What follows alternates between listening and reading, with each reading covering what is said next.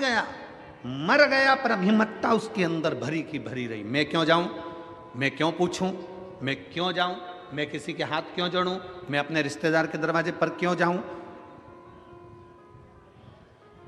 त्रेता में प्राण जाए पर वचन न जाए, कली काल में प्राण जाए पर अहंकार ना जाए, अहंकार भीतर समाता गया।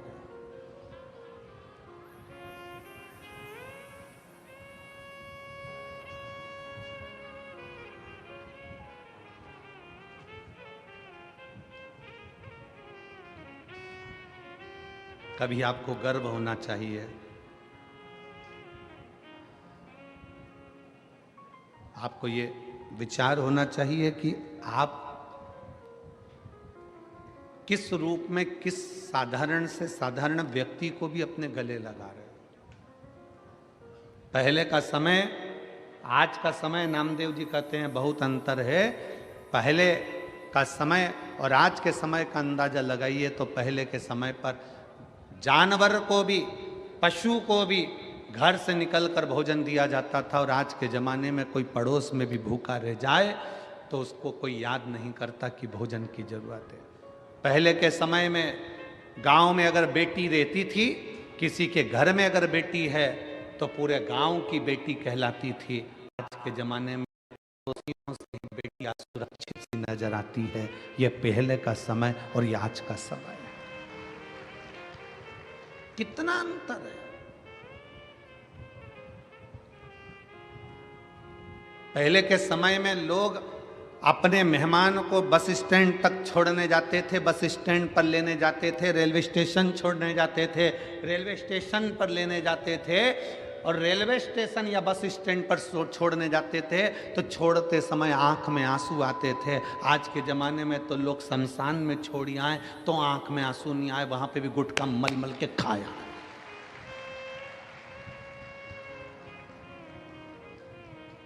शमशान में मुर्दा जल रहा है और ये वहाँ बैठकर तंबाकू मल के खा रहा है, उसकी आंख में आंसू नहीं है। पहले के समय में किसी मेहमान को छोड़ने जाते थे तो आंख में आंसू आते थे। बोलो रे जीजियो, सही है कि गलत? कहाँ गया सब?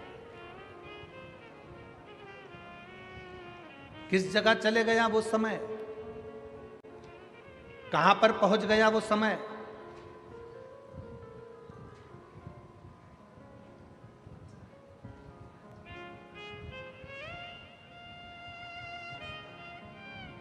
कितनी दूर जाना है। पहले के समय में इतनी गाड़ियां नहीं थी, इतनी व्यवस्थाएं नहीं थी जाने आने के लिए, बस के इतने साधन नहीं थे, ट्रेन के इतने साधन नहीं थे, तो भी पहले के ज़माने में लोग कैसे भी किसी की तबीयत देखना हो, किसी के यहाँ कोई मिलने जाना हो तो बिना कारण के लोग चले जाते थे, अपना समय निकालकर, भले वो पैदल जाना पड़े। आज के ज़माने में जितने यहाँ बैठे हो ना, सबके घर में टू व्हीलर की गाड़ी है, सबके घर में फोर व्हीलर की गाड़ी है। फोर व्हीलर नहीं होगी तो टू व्हीलर तो होगी, बोलो है कि नहीं है ना सबके यहाँ? सबके घर में अगर फोर व्हीलर नहीं है तो टू व्हीलर है। पहले के ज़माने में तो गाड़ी नहीं होती थी, साइकिल होती थी, बैलगाड़ी होती थी, तो भी लोग मिलने जाते थे, समय निकाल कर पहुंच जाते थे। आज के ज़माने में फोर व्हीलर गाड़ी है, ट्रेन का साधन, हवाई जहाज का साधन, हेलीकॉप्टर का साधन, बस का साधन, गाड़ियों का साधन, टू व्हीलर, फोर व्हीलर सब घर में है। उसके बाद भी अगर कोई रिश्तेदार की तबीयत गड़बड़ है तो कोई मिलने के लिए नहीं जाता, कोई परिचित के पास बैठने नहीं जाता, केवल फ़ोन पर पूछ लेता है और राम राम साम साम कर लिया और जाने का काम खत्म हो गया। पहले के समय में लोग जाते थे, बैठते थे, बात करते थे और उसका दुख हरते थे।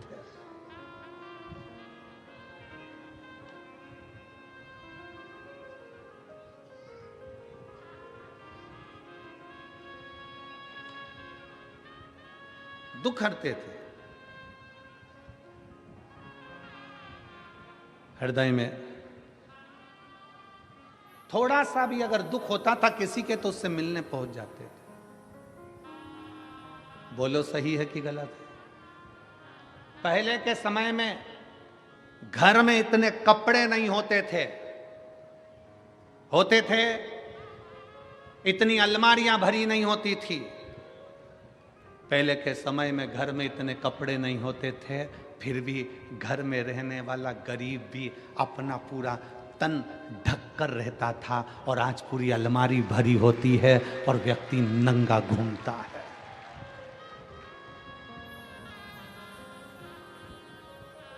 मेरी जितनी जीजियां बैठी है, जितने मेरे जीजा बैठे हैं, जितनी मेरी बेटियां बैठी हैं, जितने बेटा बैठे हैं, इन सबसे पूछूं आपकी घर में अलमारी का एक खन, एक कपाट पूरा आपके कपड़ों से भरा हुआ है?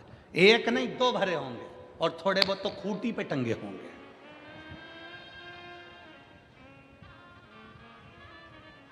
पहले के जमाने में कपड़े नहीं थे, तो भी गरीब से गरीब व्यक्ति भी अपना पूरा तन ढककर चलता था, तन ढका करता था। आज के जमाने में कमरा कपड़ों से भरा पड़ा है, तो भी आदमी नंगा घूम रहा है। ये शर्म की बात है, ये शर्म की बात। इतने कपड़े, एक से एक बढ़कर परिधान, एक से बढ़कर एक बढ़कर कपड़े।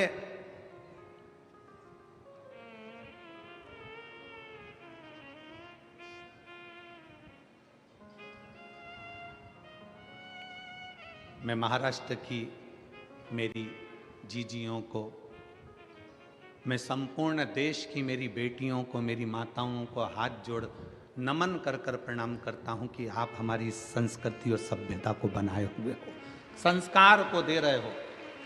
आप आज भी सभ्यता और संस्कृति और संस्कारों की दैनी इस भारत माता के संस्कारों को दुनिया तक पहुंचा रहे हो।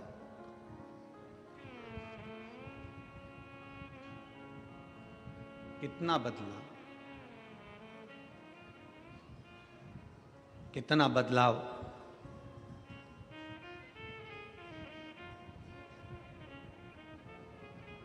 नामदेव जी कहते हैं तुम्हारे जो शब्द हैं ना, ये शब्द ठीक नहीं है। तुम क्या कह रहे हो? अगर ईश्वर है तो दिखता क्यों नहीं? ये तो पत्थर की मूर्ति है जिसका तुम गुणगान गा रहे हो, जिसका तुम विनय कर रहे हो। नामदेव जी ने कहा भगवान का शरीर पत्थर का है, पर इंसान का तो दिल पत्थर है। पत्थर दिल है, इसलिए भगवान की मूर्ति भी पत्थर की नजर आ रही है। जिस दिन दिल कोमल होता, उस दिन मेरा शंकर भी कोमल नजर आता, मेरा शिव भी कोमल नजर आता।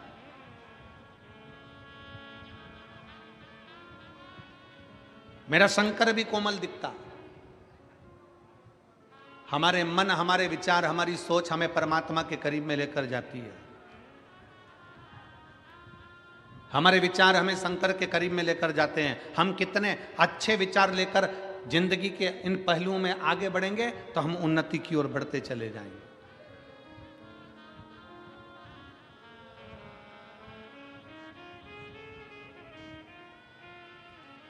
जितना अच्छा सोच सकते हो उतना अच्छा सोचो, जितना अच्छा विचार कर सकते हो उतना अच्छा विचार करो। परमात्मा ने, मेरे शंकर भगवान ने, मेरे भोलेनाथ जी ने, मेरे शंभू ने, मेरे त्रिकालदर्शी ने, मेरे महाकाल राजा ने, मेरे कुबेरेश्वर महादेव ने कुछ चीजें मनुष्य को फ्री दी है। पहले नंबर पर नींद परमात्मा ने फ्री दी है, इसका कोई पैसा नहीं लगता। रात को सो तो प्रेम से सो, चिंता छोड़कर सो। मेरे परमात्मा ने कुछ चीजें फ्री दी है। पहले नंबर पर नींद, दूसरे नंबर पर शांति। मेरे परमात्मा ने नींद अगर दी है और शांति मेरे परमात्मा ने दी है तो फ्री दी है। जिस दिन बन सके उस दिन शंकर की शरण में बैठना, उसका श्री शिवाय नमस्तुभ्यम का स्मरण करना, उस दिन शांति का अनुभव करोगे। आनंद मेरे भोले बाबा ने फ्री दिया है। अकेले भी रहो ना तो मुस्कुराते रहो। अपने कक्ष में दो जनी है ना, पति पत्नी है ना, थोड़ा मुस्कुराने की बात करा करो। पर जब जब पति घर दुकान से आया, ऑफिस से आया, तुम अपने दुकान से आई, तुम अपनी ऑफिस से आई, तुम अपने काम से आई, दोनों पति पत्नी जिस कमरे में पहुंचे हो उस कमरे को दुनिया के लोग कहते हैं गुरुजी पहले के समय में दशरथ जी के समय पर कैकेयी कोप भवन में जाकर बैठी थी। आज के जमाने में लोग अपने बंगले में कोप भवन नहीं बनाते, कोप गुस्सा करने का कमरा नहीं बनाते? हमने कहा पूरा बंगला ही कोप भवन होता है तो अलग से बनाने की जरूरत ही क्या होती है?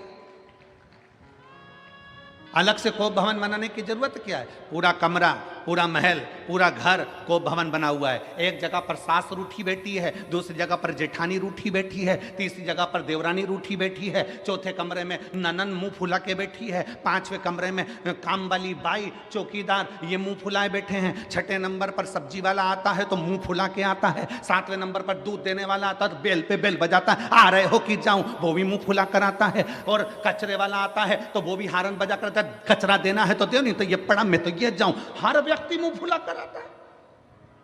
और बात करते हो कि दशरथ जी के समय पर एक कोप भवन था जिसमें कैकेयी बैठी थी, आज के जमाने में पूरा घर कोप भवन है। मेरा निवेदन है शंकर के परिवार को देखना, शंकर जहां रहते हैं, कैलाश पर रहते हैं, शमशान में रहते हैं, पर अपने परिवार के साथ आनंद में रहते हैं। पति पत्नी जिस कमरे में रहें उस कमरे से मोबाइल दूसरी अलमारी में बंद कर कर रख दो, और जितनी देर कमरे में रहो उतनी देर प्रेम से रहो। कौन किसकी सुन रहा है? पत्नी अपना मोबाइल लेके, पति अपना मोबाइल लेके उधर पड़ा, और दोनों को चर्चा करना चाहिए अपने बच्चों की लाइफ क्या बनाना है, अपने बच्चों को क्या कराना है, बच्चे कैसे आगे बढ़ेंगे, बच्चों को सर्दी हो रही है, बच्चों के साथ ऐसा हो रहा है, ऐसा विचार करना चाहिए। देखो अपनी बुआ की तबीयत खराब है, वहां चलकर देखना चाहिए। मामा जी का स्वास्थ्य खराब है, एक बार वहां चलना चाहिए। देखो दुकान से फुर्सत नहीं मिलेगी, आदमी मरते मर जाएगा पर उसे फुर्सत नहीं मिलेगी। इतनी बड़ी शिव पुराण सिरपुर में हो रही है और तुम दुकान खोलकर बैठे हो, कम से कम एक दिन तो दुकान में से निकालिए और सिरपुर की कथा में चलिए। ये अपने को कहना पड़ेगा। वो अपने मोबाइल में मस्त है, तुम अपने मोबाइल में मस्त हो,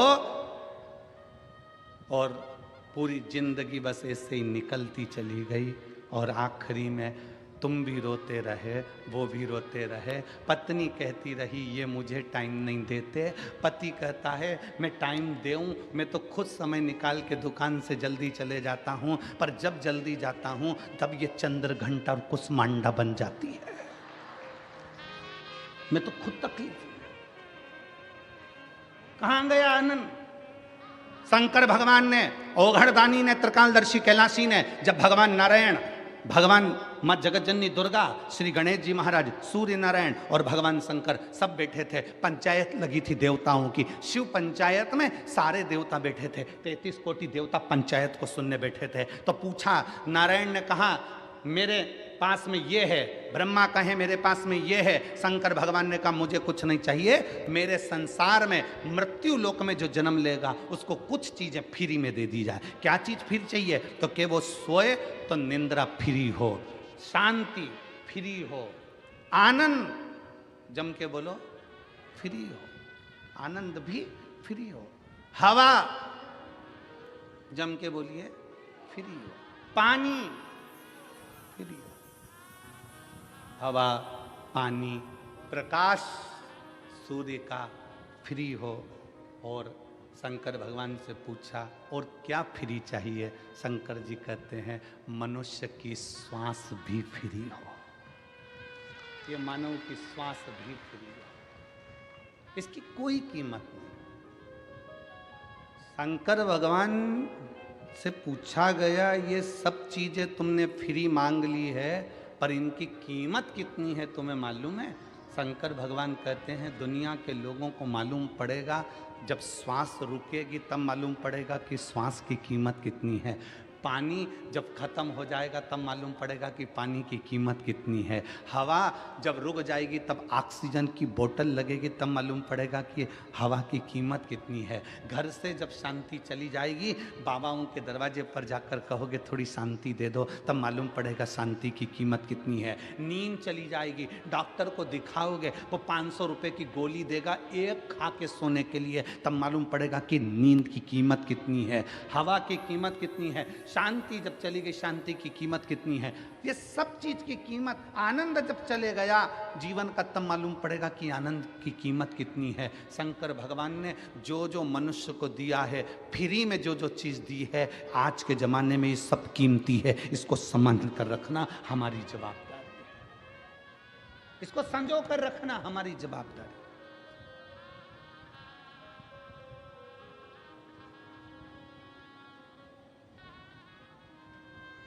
हम क्या दे रहे हैं?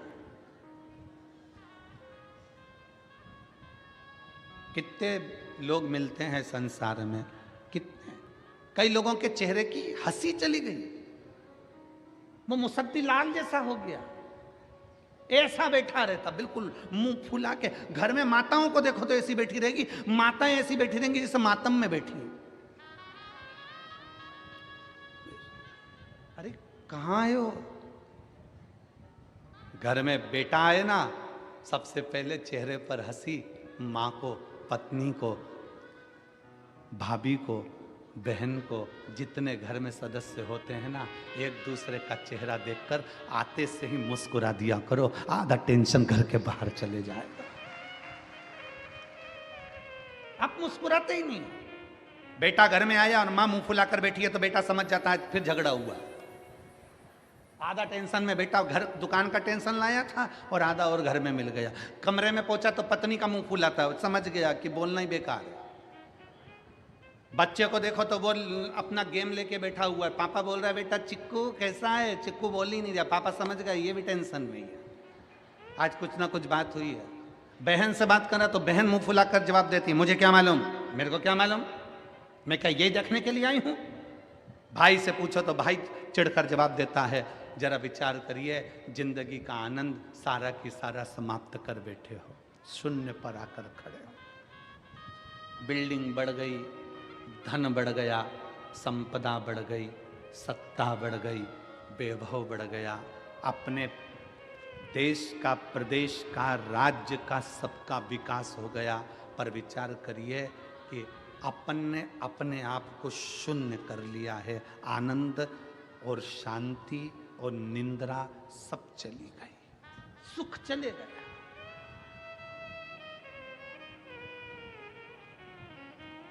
शांति चली गई, सुख गया।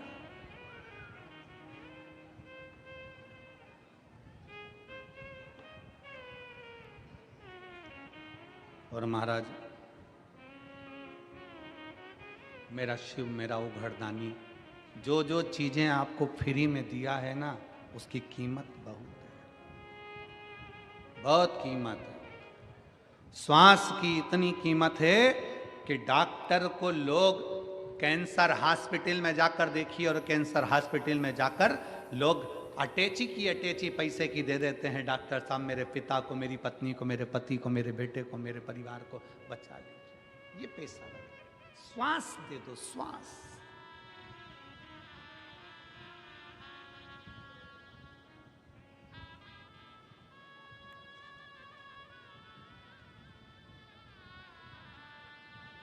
कितना सुंदर नामदेव जी कहते हैं, त्रेता में था प्राण जाए पर, जम के बोलो वचन ना जाए। आज के जमाने में प्राण जाए पर अहंकार,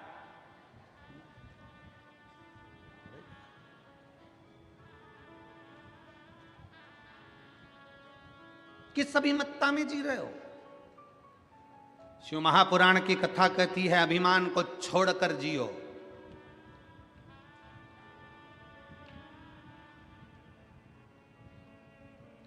किसी को छोटा मत समझो, किसी को साधारण मत समझो, किसी को हल्का मत समझो। कभी कभी जिस पत्थर के टुकड़े को तुम घर के बाहर फेंक देते हो, कभी कभी अलमारी को सीधा खड़ा रखने के लिए पत्थर के टुकड़े का भी टेका लगाना पड़ता है, वो पत्थर का टुकड़ा भी काम आ जाता है। किसी को हल्का मत समझो, किसी को छोटा मत समझो।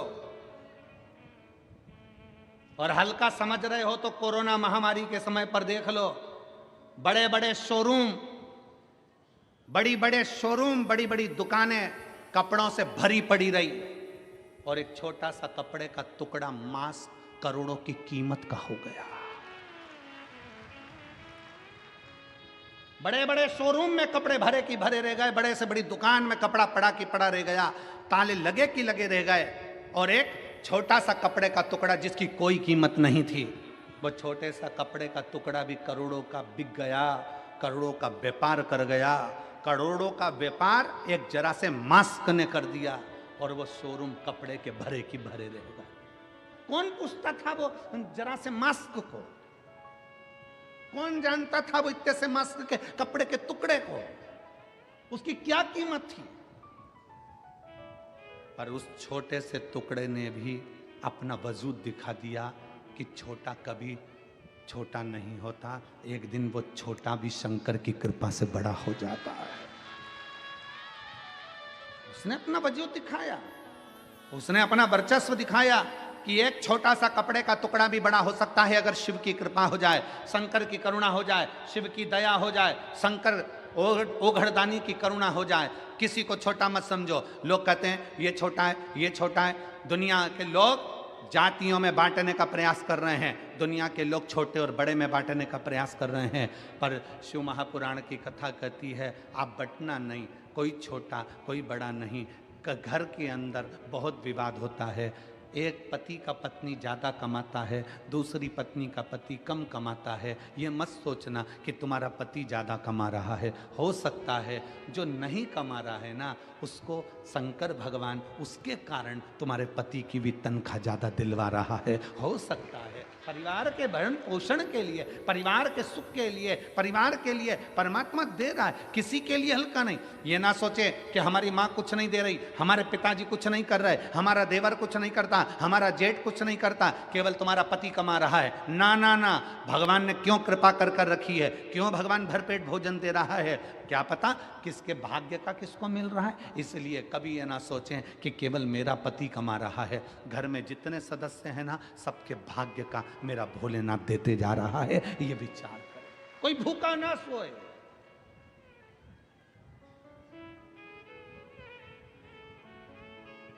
आप सुख को ढूंढिए।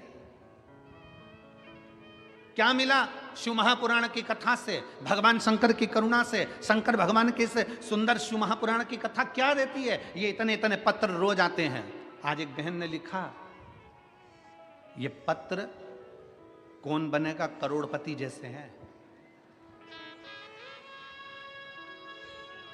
इतने पत्रों में जिसका पत्र निकल जाए गुरुजी, वो कौन बनेगा करोड़पति में जितनी खुशी नहीं होती होगी हॉट सीट पर बैठकर, उतनी खुशी होती है आपकी व्यासपीठ के पास आने पर।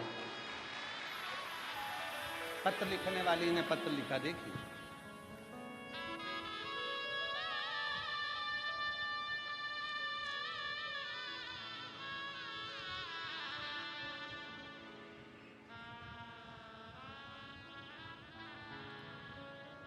मैं सो जय श्री प्रशांत पाटिल सिरपुर की रहने वाली हूँ। करवंद नाका, हुले सिंह नगर, सिरपुर। कहीं बैठी हो तो हाथ हिला सकती हैं। आ जाओ आ जाओ, हॉट सीट के पास आ जाओ, आइए।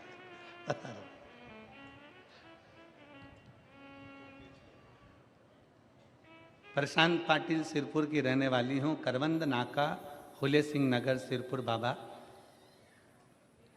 मेरी माँ रोज बोलती थी कि तू कथा सुना कर, पर मैं कथा नहीं सुनती थी।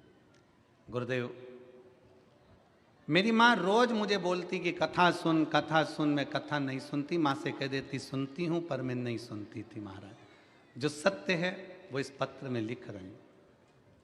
तभी एक दिन मन में आया कि मेरी माँ रोज कहती है कथा सुन, और मैं उसको कह देती हूँ सुनती हूँ और सुनती नहीं, एक बार सुनना चाहिए।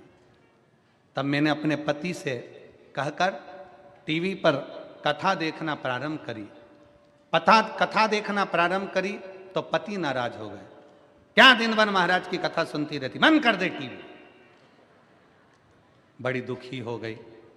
मैंने मेरे पति को हाथ जोड़ प्रणाम कर कर कहा, एक बार तुम भी तो इस महाराज की कथा तो सुनो, ये सियोर वाला महाराज है, एक बार तो सुनो। पति के मेरे को नहीं सुनना। एक दिन मैं कहीं चली गई और पति उसी टाइम पर टीवी चालू कर कर बैठ गए और आपकी कथा सुन रहा था। पति जब कथा सुन रहा था, उस समय पर मालेगांव में आपकी कथा चल रही थी। मैंने अपने पति से कहा चलो अपन कथा में चलते हैं।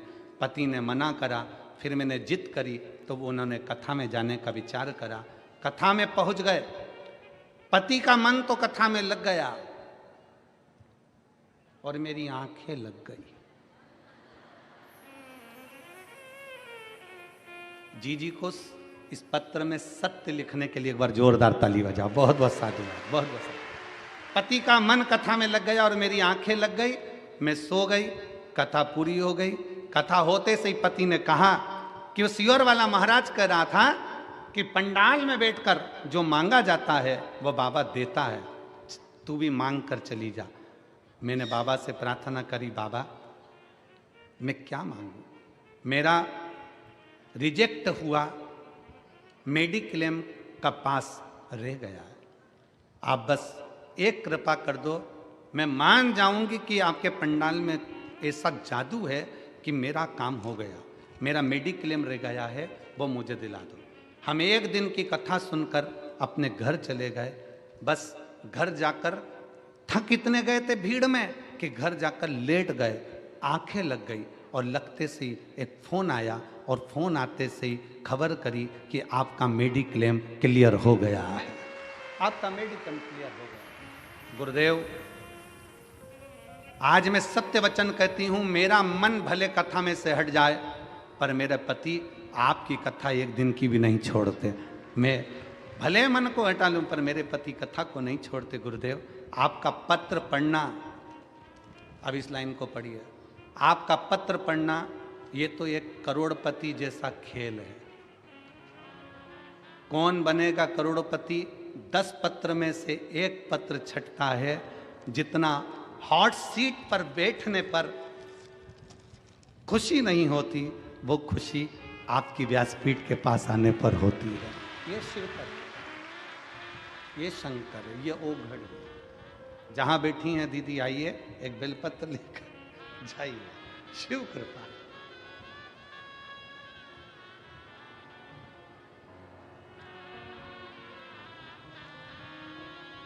कितना कितना विश्वास।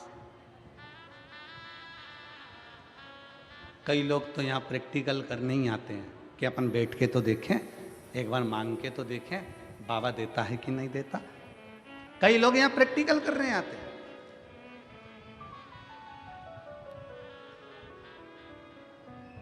अजय,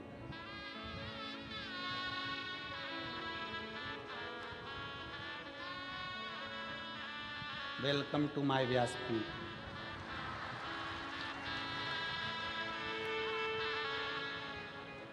प्रशांत पाटिल सिरपुर की रहने वाली हूँ, कवंद नाका, फूले सिंह नगर, सिरपुर। एक बार जोरदार ताली बजाकर स्वागत करो।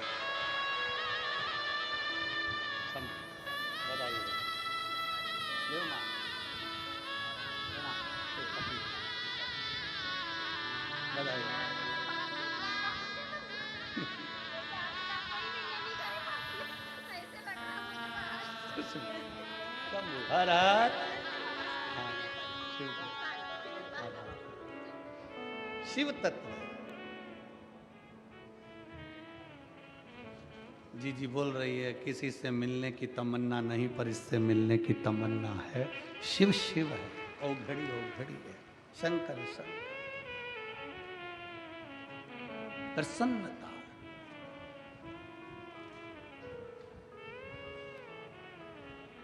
आनंद जीवन का जानना नहीं चाहिए। खुशी, शांति, निंद्रा जाना नहीं चाहिए। प्रसन्नता तुम्हारे चेहरे पर हो। क्या दिया है शिव महापुराण ने? शंकर की कथा ने आपके चेहरे पर प्रसन्नता दी है। एक पत्र और है, जरा ध्यान।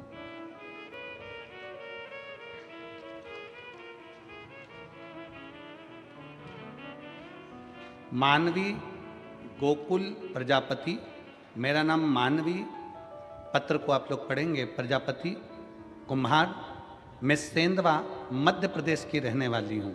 कहीं बैठी हो तो हाथ हिला सकती हूँ, और अगर आई हो और अपने बच्ची को लाई हो तो लेकर भी आ सकती हो। मेरा नाम मानवी प्रजापति है, कुम्हार हूँ मैं सेंधवा मध्य प्रदेश की रहने वाली हूँ। कहीं बैठी हो तो हाथ हिला सकती हैं। अच्छा, आप ही हैं? हाथ हिलाओ एक बार। खंबे के साइड में से इधर आओ, हाँ हिला दो हाथ, हिलाइए हाथ, हिलाओ वापिस। ठीक है, आ जाओ बेटी को लेकर, आ जाइए। मैं एक लोटे जल का क्या वर्णन करूं, मेरे पास शब्द नहीं है गुरुदेव। मेरी छोटी बेटी काव्या प्रजापति, उसकी आयु 5 साल है। पत्र दिख रहा है ना टीवी पे, जम के तो बोलो, सबको दिख रहा है, पढ़ा करो, साथ में पत्र भी पढ़ा करो। छोटी बेटी काव्या प्रजापति, उसकी आयु 5 साल है। वे न बोल पाती थी न चल पाती थी, बस बिस्तर पर पड़ी रहती थी। हम बड़े परेशान थे, हमने उसको इलाज कराया, हर जगह पर किया, पर कोई फर्क नहीं पड़ा। हम बड़े चिंतित थे, मैं तो बस रोते ही रहती थी। मेरा बड़ा बेटा बिल्कुल अच्छा है, पर बेटी ऐसी क्यों है, मैं रोती रहती थी। हमने उसको इंदौर के बड़े अस्पताल में दिखाया। डॉक्टर कहने लगे कि ये बच्ची ना बोल सकती है ना चल सकती है। इसकी खून की जांच बेंगलोर में भेजी गई। पता चला कि इसको डाउन सिंड्रोम की बीमारी है, जिसके अंतर्गत ये बच्ची न बोल पाएगी, न सही से बैठ पाएगी, न चल पाएगी, न सुन पाएगी। मैं बहुत रोने लगी। किसी ने बताया आस्था चैनल पर सीहोर वाला कोई महाराज आता है, शिव महापुराण की कथा करता है, उसे सुनो। मैं ये से चीज़ों पर विश्वास नहीं करती, पर मैं मेरी बेटी के लिए कथा सुनना शुरू किया। फिर 2022 में सीहोर रुद्राक्ष महोत्सव में गई, वहाँ भीड़ बहुत थी, फिर भी मैं रुद्राक्ष को लिए भीड़ में खड़ी रही। वहाँ रुद्राक्ष लिया, कंकर शंकर की पूजन कही, बाबा को रुद्राक्ष रात को लाई और बाबा को प्रणाम कर कर रुद्राक्ष को तांबे के कलश में गलाती, फिर वही जल शिव जी को चढ़ाती और बेटी को पिलाती। फिर आपकी कथा जलगांव में थी, मेरी बेटी को लेकर आई, 4 दिन की कथा सुनी, धरती को नमन किया, वहीं पर बेटी को सुला देती, मिट्टी उसके शरीर पर लगा देती, बाबा को प्रार्थना करती। इसका शरीर काम नहीं कर रहा, न सुन सकती, न बैठ सकती, न बोल सकती, न चल सकती। आज मैं बाबा को प्रणाम करने के लिए आई हूँ। पंडाल का बैठकर कथा सुनने का फल क्या है, आज मेरी बेटी पूरी तरह से स्वस्थ हो गई, बोलने भी लगी, चलने भी लगी, सुनने भी लगी और बाबा की कृपा से स्कूल जाने भी लगी। मैं बाबा को प्रणाम करने आई हूँ, जिसका फोटो मैंने आगे लगाया है और बेटी भी आई हुई है, फोटो लगाया है, फोटो देख सकते हैं। पंडाल में एलईडी पर आप लोग इस बच्ची का फोटो भी देख सकते हैं। ना चल सकती थी, कमर से काम नहीं करती थी, कमर से पूरे पलंग पर पड़ी रहना, ना पैर ना हाथ, ना सुनना ना बोलना, बस पड़े। हम तो बाबा के भरोसे चलते हैं, हम तो बाबा के भरोसे चलते हैं। ये दुनिया वाले जलते हैं, ये दुनिया वाले जलते हैं, हम तो बाबा के भरोसे चलते हैं, हम तो बाबा के भरोसे चलते हैं। उठकर बैठ नहीं सकती थी, पलंग पर पड़ी रहती थी, कमर काम नहीं करती, पाँव काम नहीं करता, हाथ काम नहीं करता, नेत्र काम नहीं करते, श्रवण शक्ति काम नहीं करती, बोलने की शक्ति काम नहीं करती, पर उसके आश्रित तो हुए। आज ये लाखों की संख्या में आप लोग कथा के पंडाल में आते हो, लाखों की संख्या में कथा के मंडप में पहुंचते हो। जो आते हैं कथा के पंडाल में, उनकी चिंता मेरे भोलेनाथ को लग जाती है कि अब आया है तो कुछ ना कुछ देना ही पड़ेगा, आया है तो देना ही पड़ेगा। जैसे किसी के घर शादी में गए हो तो चिंता तुम्हें पड़ जाती है कि गए हो तो 500 का लिफाफा, तो 500 का नहीं दे हो तो 100, 50, 200 का, आजा बेटा, 100, 50, 200 का तो लिफाफा देना ही पड़ेगा। एक बार ताली बजाओ ये बेटी के लिए, जिसकी कमर पांव शरीर काम नहीं करता था और आज चलकर बाबा के धाम पहुंची है।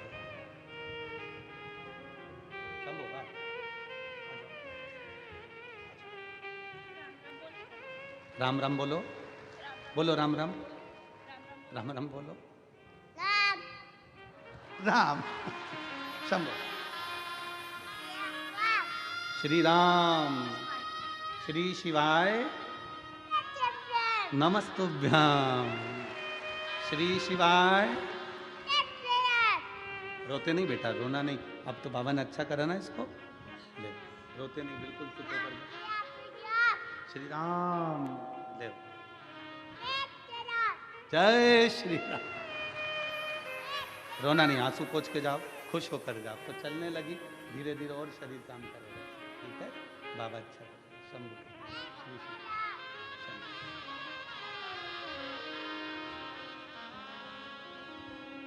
अरे लुटा दिया भंडार काशी वाले ने, कर दिया माला माल काशी वाले ने। जो जैसी भावना लाया वो वैसा ही फल पाया। जो जैसी भावना लाया वो वैसा ही फल पाया। नहीं खाली किसी लौटाया, वो मन ही मन हर्षाया।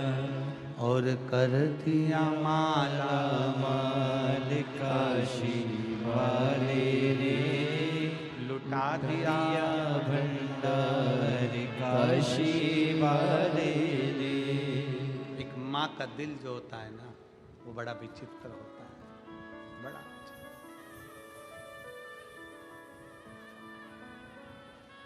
नंदुरबार में जब हम कथा करने गए थे ना, नांदगांव में कथा करने गए, तो एक लड़के ने पूछा था, गुरुजी प्रेम अंधा होता है क्या?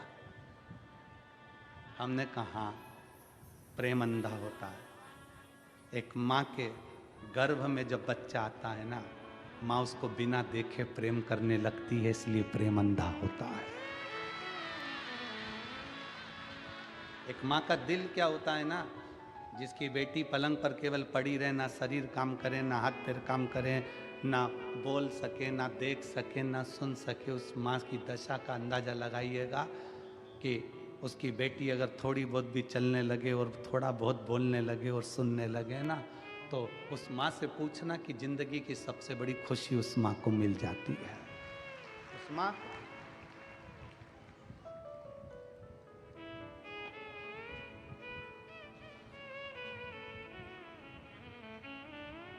स्नेहता शिव के प्रति, शंकर के। आप आए हो, इतनी लाखों की संख्या में पहुंचे हो, तुम्हारा टेंशन शंकर जी को है। जितनी भीड़ कथा में भक्तों की बढ़ रही है, उतना ही शंकर भगवान को चिंता बढ़ रही है, क्योंकि आया है तो कुछ ना कुछ देना पड़ेगा। खाली लौट गया तो कथा लोग कहेंगे, बताओ शिव पुराण सुनी थी सिरपुर में बैठ के, मालेगांव में बैठ के, धुलिया में बैठ के, और बाबा ने दिया नहीं, इसलिए उसको देना ही पड़ता है और झोली भरकर भेजना ही पड़ता है।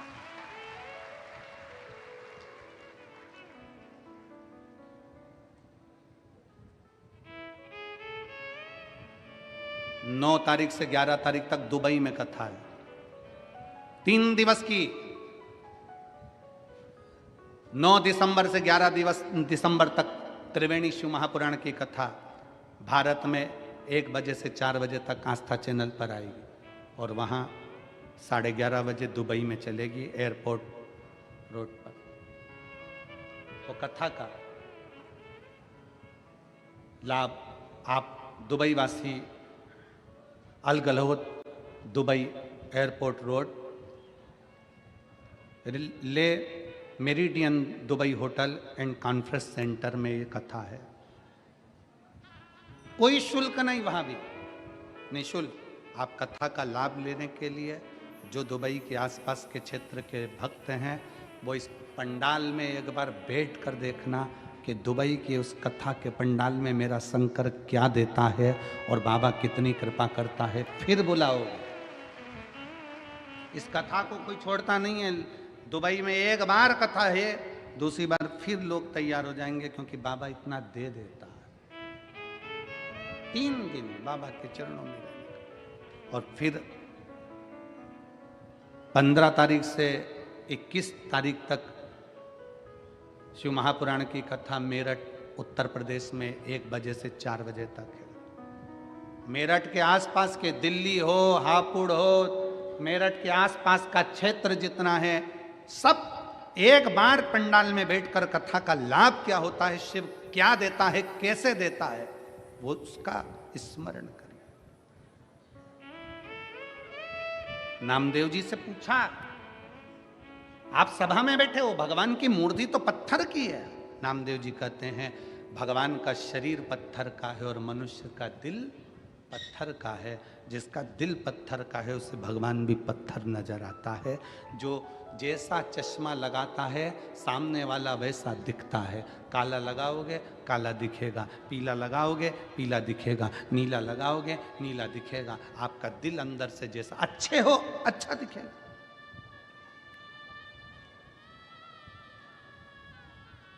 क्यों हम इतनी शर्त से व्यासपीठ पर बैठकर बोल देते हैं कि शंकर जी झोली भरेगा? क्योंकि हमें भरोसा है उस पर, देखा है उसको।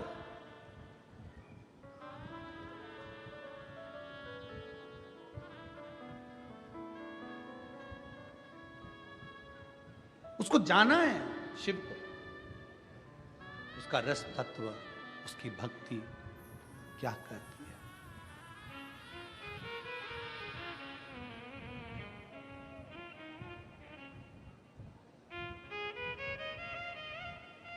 किसी के घर में शादी में गए हो, उसका फर्ज है खाना भी खिलाएगा, रुकाएगा भी और बाद में कुछ ना कुछ देकर भेजेगा भी। फर्ज उसका है, वो देकर भेजेगा।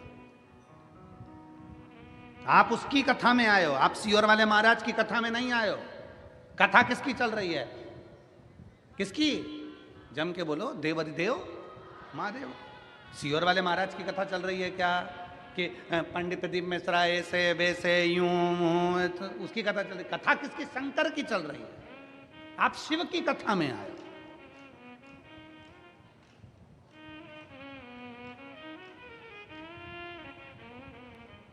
कोई पूछता है तो आप कह किसकी कथा चल रही है, तो कहते हैं सीहोर वाले महाराज की। ना ना ना ना, क्यों बेवकूफ बना रहे हो किसी को? सीहोर वाले महाराज की चल रही है, फालतू की बात है। कथा किसकी चल रही है? कोई पूछे तो शान से कहना मेरे बाप देवाधिदेव महादेव की चल रही है।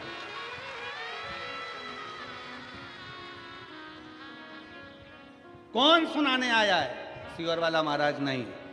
सीहोर से, कंकर शंकर की भूमि से कुबेरेश्वर महादेव स्वयं इस कथा को लेकर तुम्हारे बीच में कथा सुनाने आए। शिव महापुराण के महत्तम में लिखा है, कथा सुनाने वाला शंकर, कथा सुनने वाला शंकर और कथा करवाने वाला शंकर। सामर्थ्य की तो है ही नहीं। भागवत कथा होती तो मनुष्य करा सकता था, राम कथा होती तो मनुष्य करा सकता था, सारी पुराणे मनुष्य करा सकता है। पर शिव महापुराण की कथा मनुष्य नहीं, शंकर स्वयं जजमान बने हैं। ईश्वर जी और गोरा जी, शंकर स्वयं, तुम रुकेश्वर महादेव बनकर कथा को बांच रहे हैं। शंकर स्वयं कथा की व्यवस्था कर रहे हैं।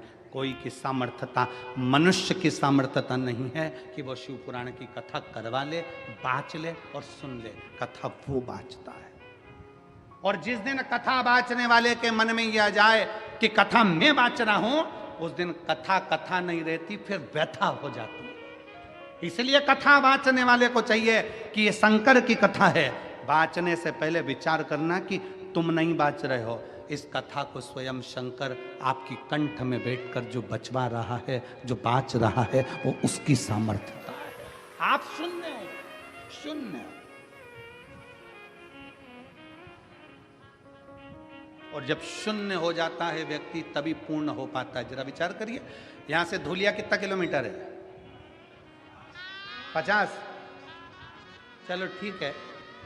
गए हो कभी? अरे बोलो तो जम के, गए हो? चलो यहां से धुलिया जाओगे, यहां पर लिखा है 50 किलोमीटर धुलिया, ठीक है, जम के तो बोलते जाओ, ठीक है। गाड़ी लेकर चले, आगे बढ़े, 1 किलोमीटर बाद कितना लिखा होगा?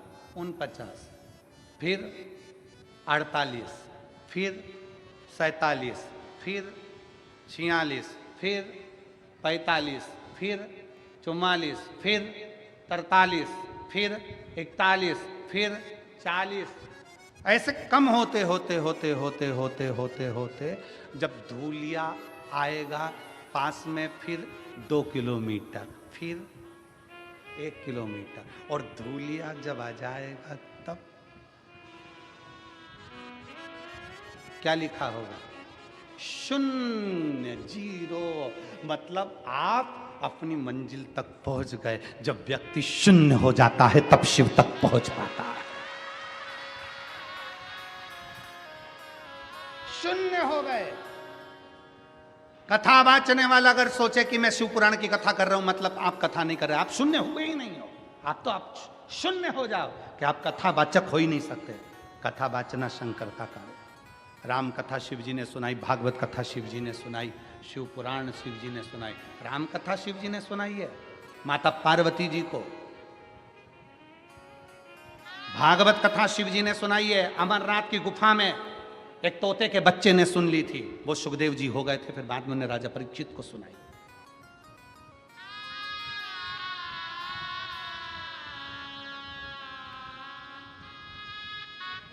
शून्य कहा जाए, ये सब शंकर का है, सब शंकर।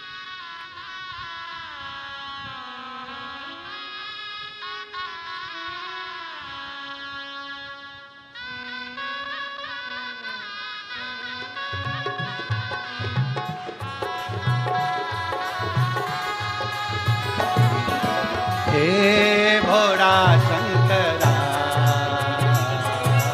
हे भोला शंकरा,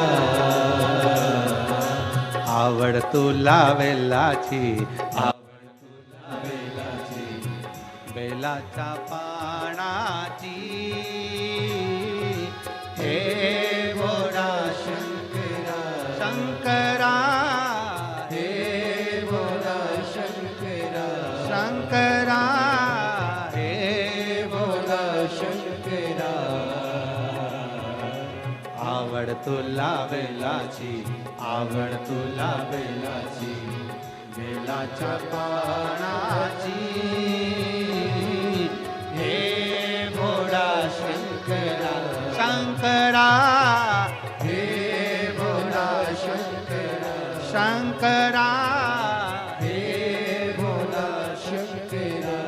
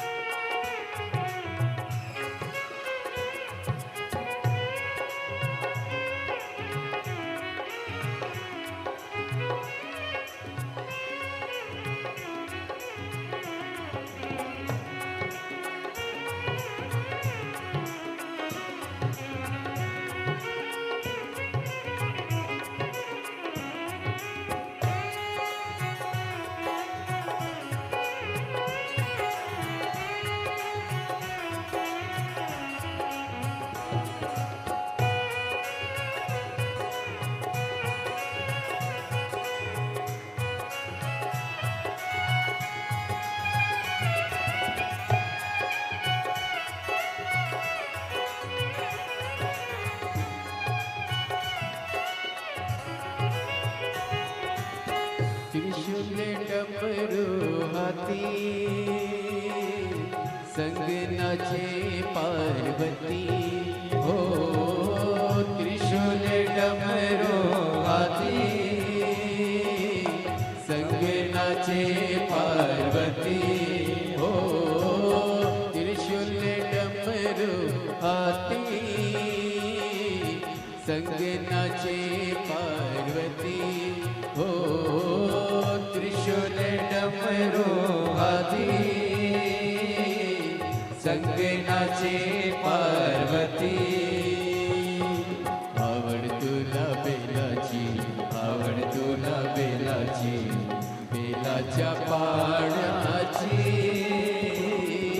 हे बोला शंकरा हे बोला शंकरा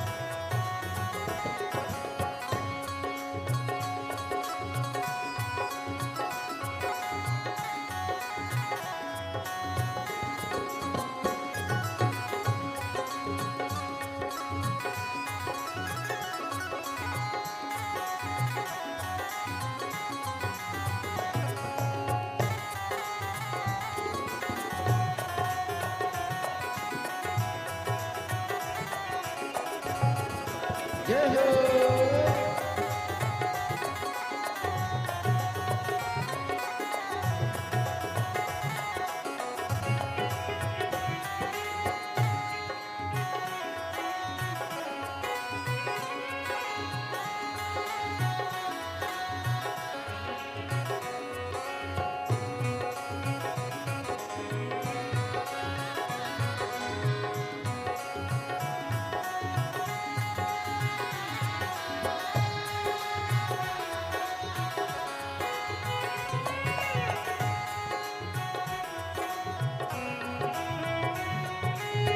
कमरेले लावली लंगोटी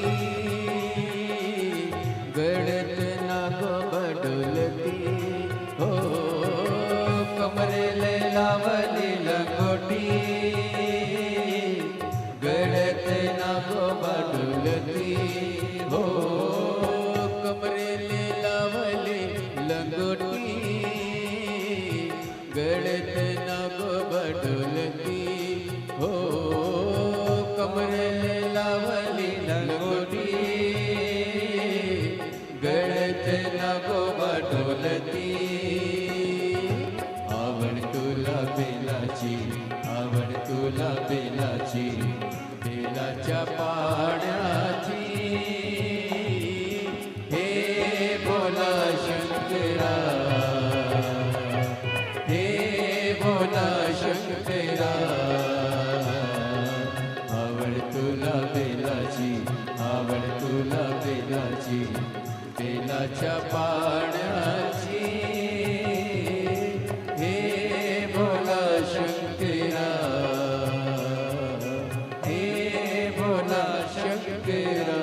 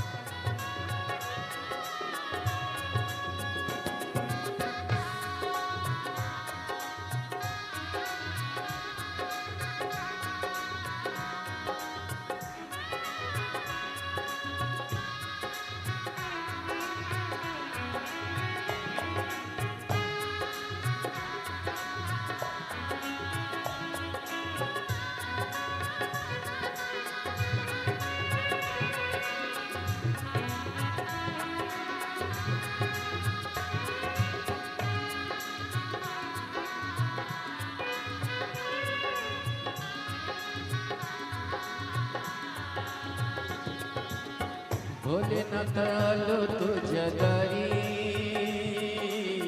कुठे दिसे ना पुजारी, हो भोलेनाथ आलो तुझ्या दारी,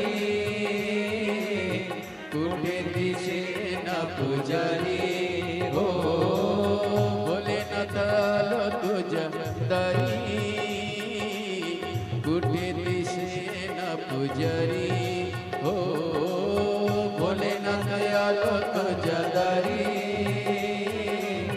कुठे दिसे ना पुजारी. आवड तुला बेलाची, आवड तुला बेलाची, बेलाच्या पाण्याची, हे भोला शंकरा, हे भोला शंकरा. आवड तुला बेलाची, आवड तुला बेलाची, बेलाच्या पाण्याची, हे भोला शंकरा, शंकरा हे भोला शंकरा, शंकरा हे भोला शंकरा, शंकरा हे भोला शंकरा, शंकरा हे भोला शंकरा. आवड तुला बेलाची, आवड तुला बेलाची, बेलाच्या पाण्याची, हे भोला शंकरा, हे भोला शंकरा, हे भोला शंकरा, हे भोला शंकरा, हे भोला शंकरा. आर्या महादेव. अपने स्थान पर बैठकर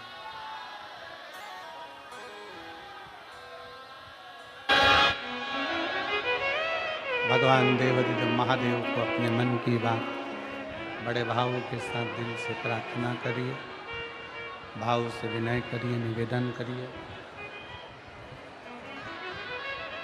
जहाँ जगह मिले वहाँ बैठकर बाबा को अपने मन की बात कहिए, दिल से प्रार्थना करिए, भाव से विनय करिए।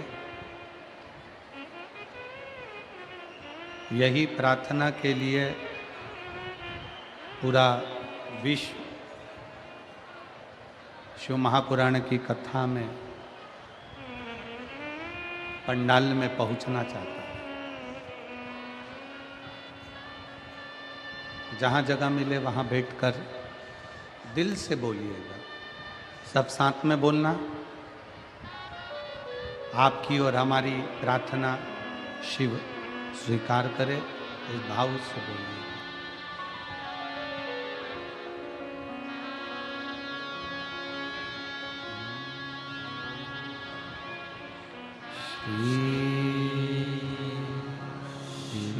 शिवाय नमस्तुभ्यं। श्री शिवाय नमस्तुभ्यं। श्री शिवाय नमस्तुभ्यं। श्री शिवाय नमस्तुभ्यं। श्री शिवाय नमस्तुभ्यं। भोला सब दुख काटो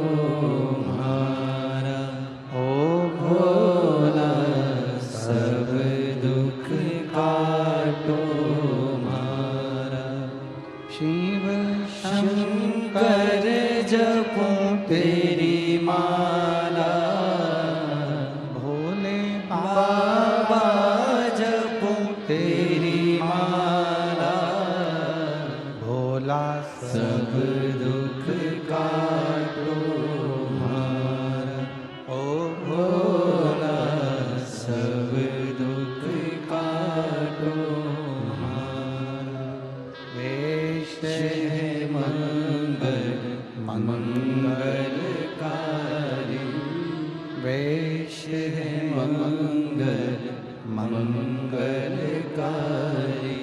शमशान निवासी हमारा, शमशान निवासी हमारा, ओ भोला सब दुख काटो हमारा।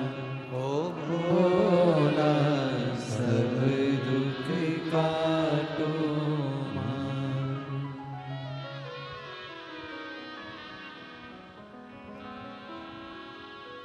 भगवान देवाधिदेव महादेव शिव कथा कह रही है, भगवान शंकर का चरित्र शिव महापुराण वर्णन कर रही है।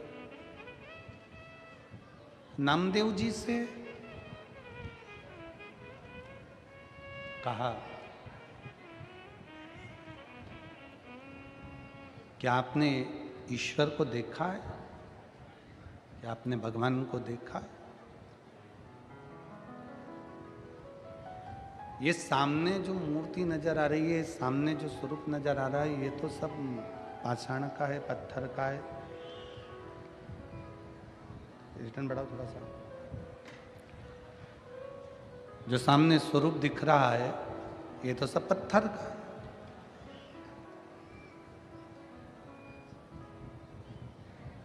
सब पत्थर है ये। नामदेव जी ने कह दिया कि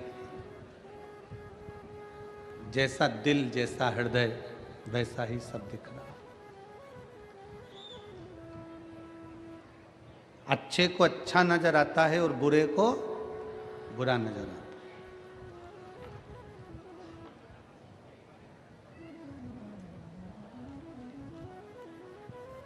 आप क्या देख रहे हो, कैसे देख रहे हो, यह आपके ऊपर निर्भर करता है। दो चीजें हैं, एक हैसियत, दूसरी इंसानियत। क्या क्या चीज है, जम के बोलो। पहले नंबर पर क्या है? हैसियत, और दूसरे नंबर पर इंसानियत। हैसियत देखकर दुनिया तुम्हारी हो सकती है, हैसियत देखकर दुनिया के लोग तुम्हारे होंगे, और इंसानियत देखकर मेरा देव अधिदेव महादेव तुम्हारा होगा। शंकर भगवान तुम्हारी हैसियत नहीं देखते कि तुम्हारे पास में कितना दौलत है, कितना धन है, कितना वैभव है, कितना संपदा भरी पड़ी है, कितनी दौलत भरी पड़ी है, कितनी संपदा है तुम्हारे पास, कितनी पूंजी है तुम्हारे पास, कितना वैभव है तुम्हारे पास। ये मेरा शंकर नहीं देखता। मेरा शंकर तो तुम्हारी हैसियत नहीं देखता, इंसानियत देखता है कि तुम किसी भूखे को भोजन कराए, प्यासे को पानी पिलाए, किसी की दवाई की किसी को जरूरत है और आपने उसको औषधि दी है क्या? कोई वृद्ध है, गिर पड़ा है, उसको उठाया है क्या? किसी की तकलीफ में तुमने आंसू बहाया है क्या? किसी की मुस्कुराहट को देखकर तुम मुस्कुराए हो क्या? ये इंसानियत शिव देखता। शिव हैसियत नहीं देखेगा। तुम्हारे पास करोड़ों का धन है, करोड़ों की पूंजी है, शंकर भगवान को क्या करना है तुम्हारी पूंजी से?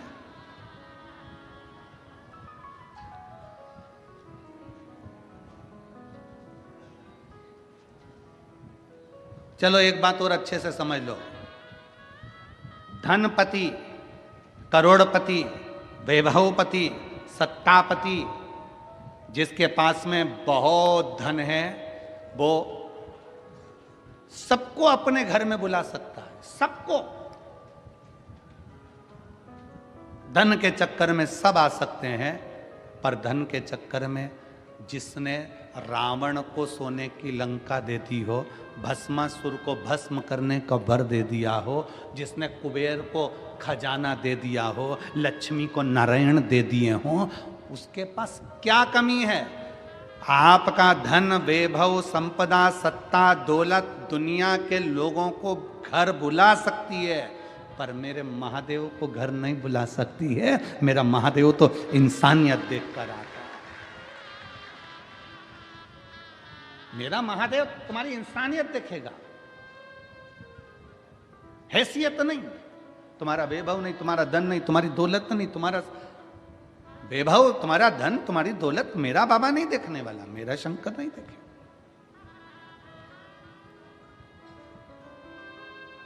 उसको केवल तुम्हारा निर्मल मन सो मोही पावा, मोही छल छिद्र कपट ना। मेरे बाबा को तुम्हारे हृदय से मतलब है। तुम क्या भाव, तुम्हारे पास कितनी दौलत है, कितना धन है, कितना वैभव है, उससे मतलब नहीं। नामदेव जी महाराज ने कहा कि तुम पूछ रहे हो क्या ईश्वर दिखता है। नामदेव जी ने एक लोटा जल मंगवाया और एक कटोरी में नमक मंगवाया। उस व्यक्ति ने, जिसने पूछा था नामदेव जी महाराज से, उस व्यक्ति से कहा लोटे में नमक डाल दे।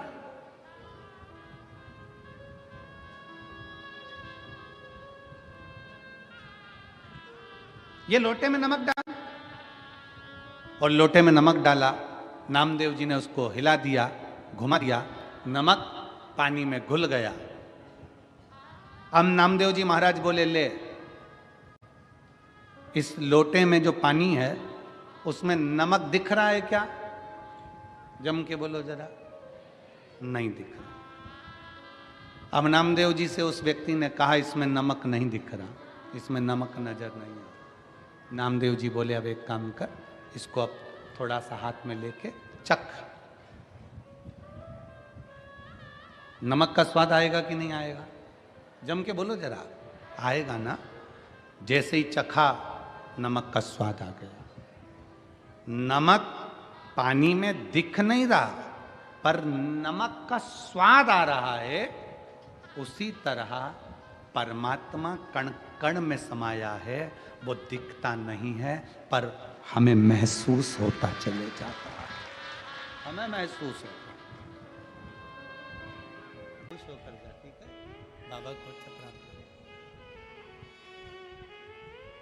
रोते हुए नहीं आना, खुश हो, आराम से रहो। अब तो जॉब लग गया है ना बाबा की कृपा।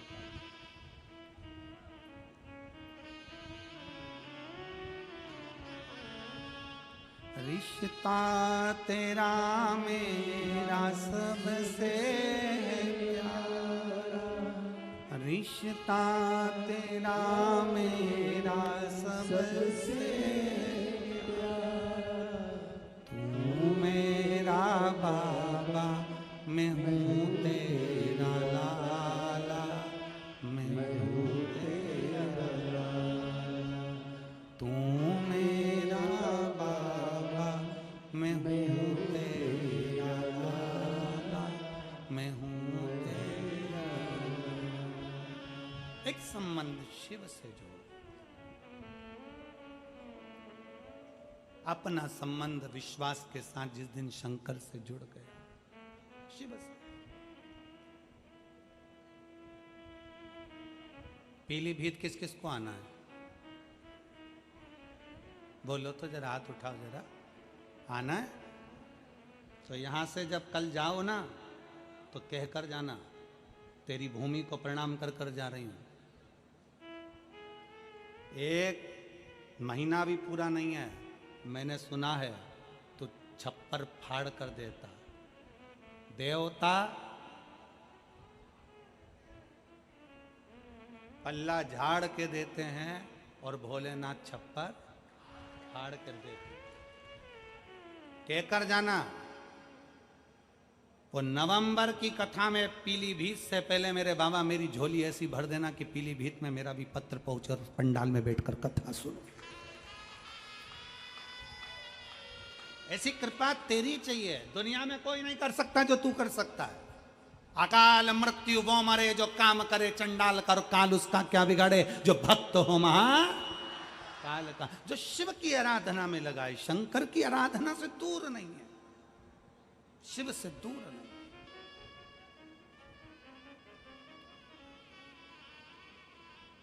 भरोसा रखिए बाबा पर, विश्वास।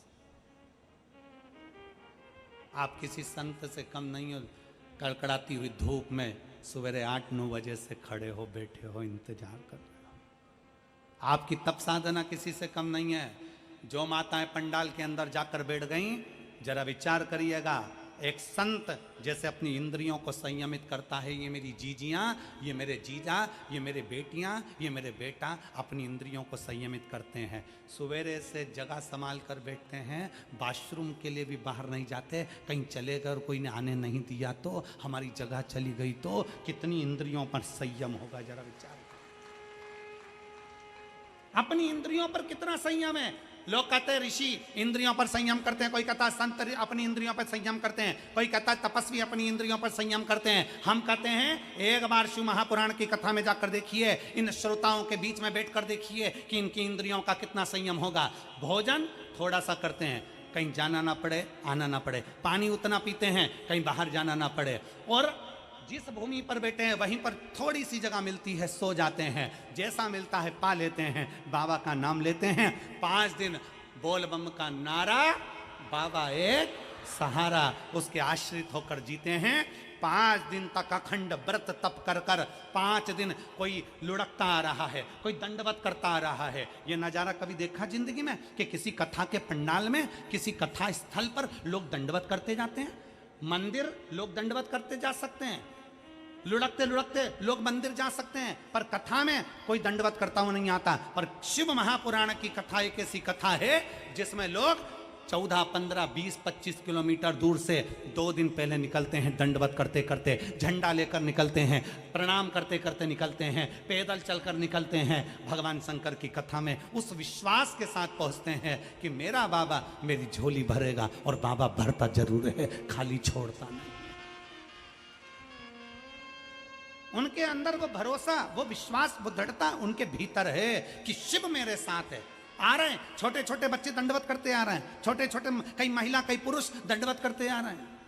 उनका विश्वास प्रबल है।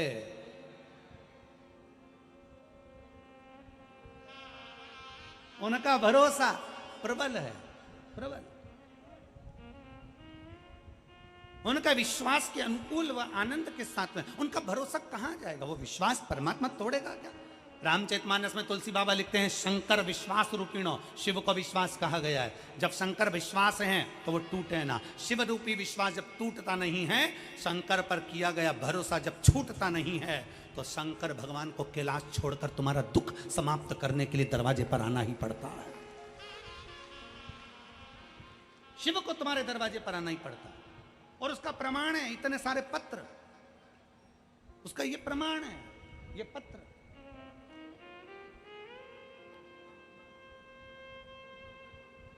जिनको हम बहुत सारा पढ़ भी नहीं पाते, इतना समय नहीं रहता कथा के अंदर कि हम इतने पत्रों को पढ़ें। पत्र ये प्रमाण देते हैं कि शिव क्या देता है।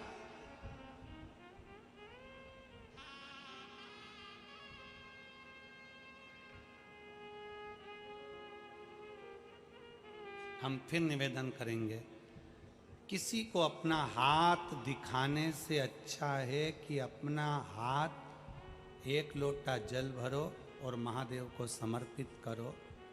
हाथ दिखाने वाला हाथ कोई देख भी लेगा तो वो तुम्हारा भविष्य बता दे कि भूतकाल की वर्तमान जो बताना हो वो बताएगा, और होगा कि नहीं होगा कुछ नहीं मालूम। पर एक लोटा जल जब हम महादेव को हाथ में रखकर शिव को समर्पित करेंगे तो ये निश्चित है कि शंकर हमारे दुख को समाप्त जरूर करेगा। शिव हमारे दुख को समाप्त करेगा। देखा विदुर जी की पत्नी सुलभा, विदुर जी और विदुर जी की पत्नी सुलभा बाल्यावस्था में छोटी माता पिता ने उसको पार्थिव शिवलिंग का पूजन करना सिखाया। पार्थिव लिंग का पूजन।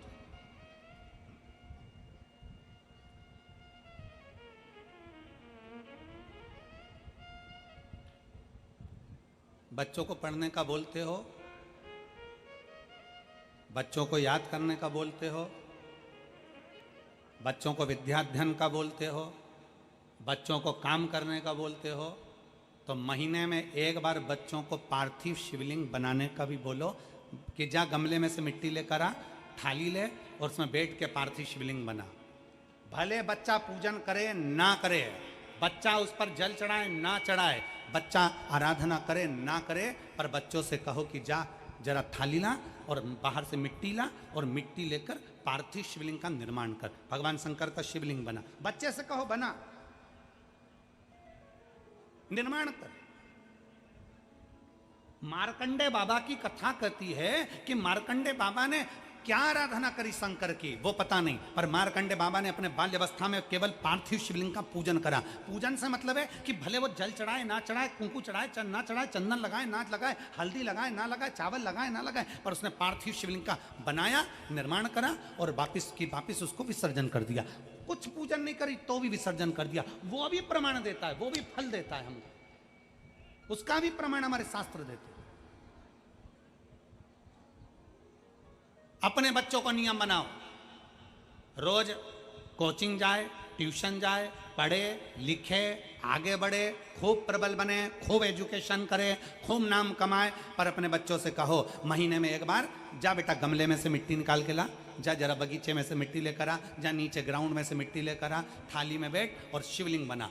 बच्चा शिवलिंग। मार्कंडे ऋषि की उम्र बढ़ने का सबसे बड़ा कारण यही है। और फिर निवेदन है, जितने स्कूल, जितने कॉलेज, जितने कोचिंग, जितने ट्यूशन, जितने मिलेंगे तुमको, वो सब आय बढ़ाने का तुमको आइडिया देंगे। क्या बढ़ाने का देंगे? जम के बोलो, जम के। आय बढ़ाने का आइडिया देंगे। जितनी कोचिंग क्लासेस वो सब आइडिया देगी, ऐसा करोगे तो इतना कमाओगे, ऐसा करोगे तो ऐसा करोगे, फिर तुम्हारा बंगला बन जाएगा, गाड़ी बन जाएगी, ये पढ़ाई करो ऐसा हो जाएगा, ये सब्जेक्ट चुन लो ऐसा हो जाएगा। हर व्यक्ति तुम्हारी आय बढ़ाने का काम करेगा, हर व्यक्ति तुम्हारी आय बढ़ाने की बात करेगा, हर व्यक्ति तुम्हारी आय बढ़ाने का प्रयास करेगा, आय बढ़ाने का प्रयास करेगा। तुम्हारी आयु बढ़ाने का प्रयास कोई नहीं करेगा। शिव पुराण कहती है कि तुम्हारी आयु बढ़ेगी तो जो आय आई है उसका तो भोग भोगोगे। मालूम पड़ा जोड़ो, और जोड़ते जोड़ते 50 की उम्र में आए, सब जोड़ लिया, आय तो बढ़ गई, और मालूम पड़े 55 में बीमार पड़े और निपट के चले गए, तो आय किस काम की? इसलिए आय के साथ आयु बढ़ना चाहिए।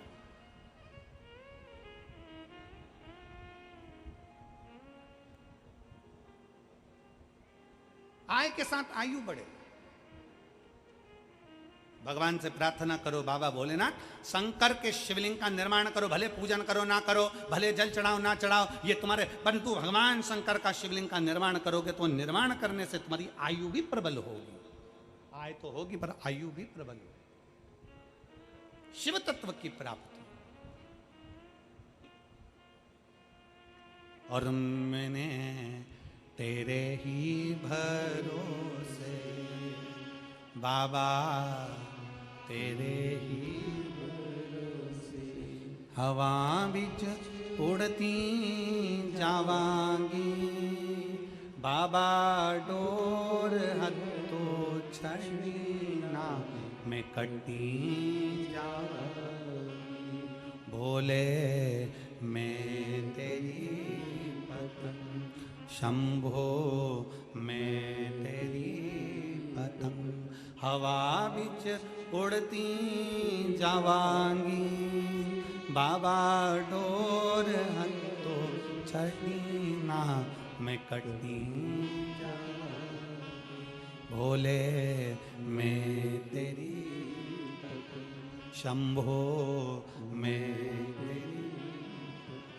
एक शिव को अपना बनाने का सुलभा।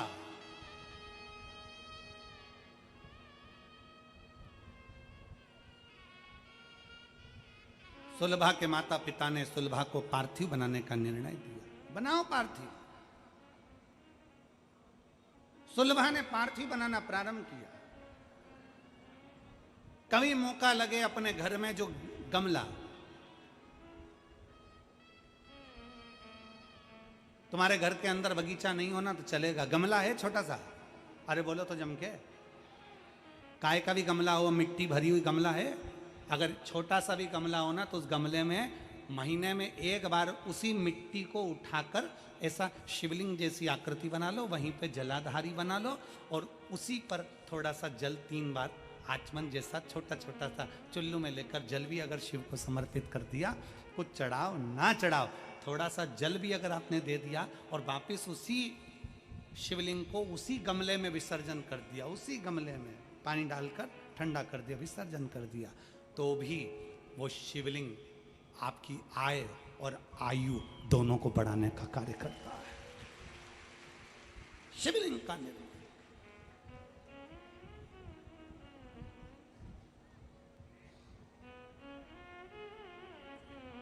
आप शंकर के होइए, शंकर आपका।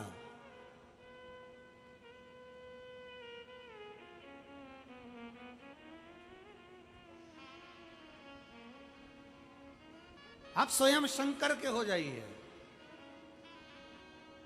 और शिव आपका हो जाए।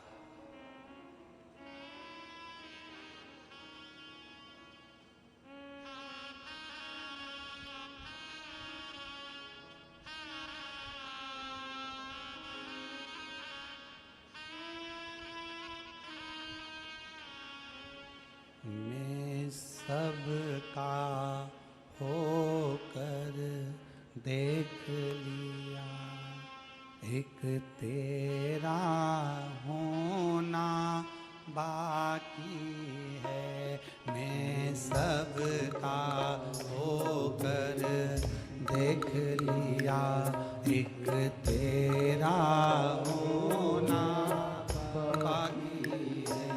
मैं सबका होकर देख लिया, एक तेरा होना बाकी है। मैं सबका होकर देख लिया, सब गाइए, तेरा होना बाकी है। मैं अपना सब कुछ खो बैठा, एक आपा होना बाकी है। मैं अपना सब कुछ खो बैठा, एक आपा होना बाकी है। मैं सबका होकर देख लिया, एक तेरा होना बाकी है। मैं सबका होकर देख लिया, एक तेरा होना बाकी है। शंभो।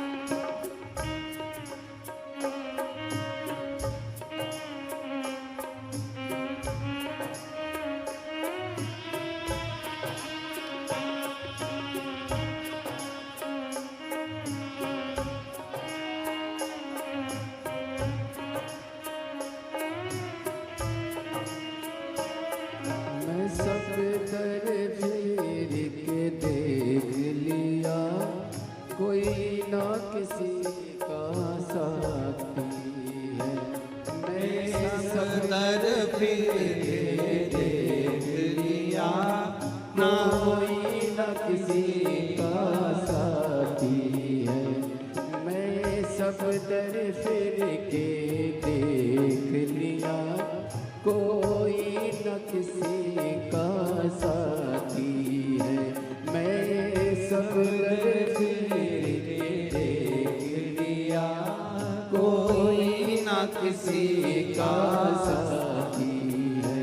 मैं सबको मिलके देख लिया, एक तेरा मिलना बाकी है। मैं सबको मिलके देख लिया, एक तेरा मिलना बाकी है।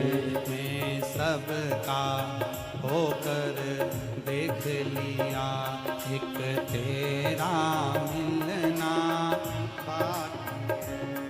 मैं सबका होकर देख लिया, एक तेरा होना बाकी है।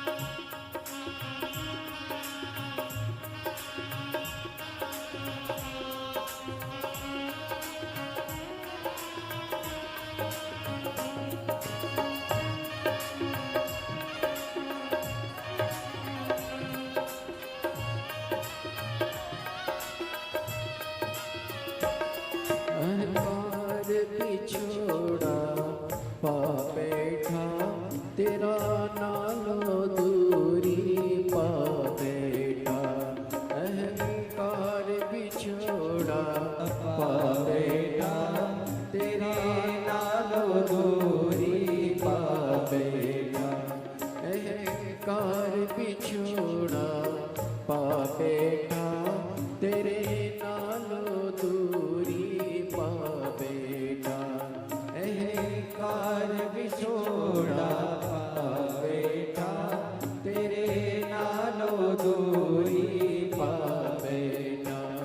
मैं बाहर झुक के देख लिया, मंदिर झुकना ही बाकी है। मैं बाहर झुक के देख लिया, अंदर का झुकना बाकी है। मैं सबका होकर देख लिया, एक तेरा होना बाकी है। मैं सबका होकर देख लिया, एक तेरा होना बाकी है।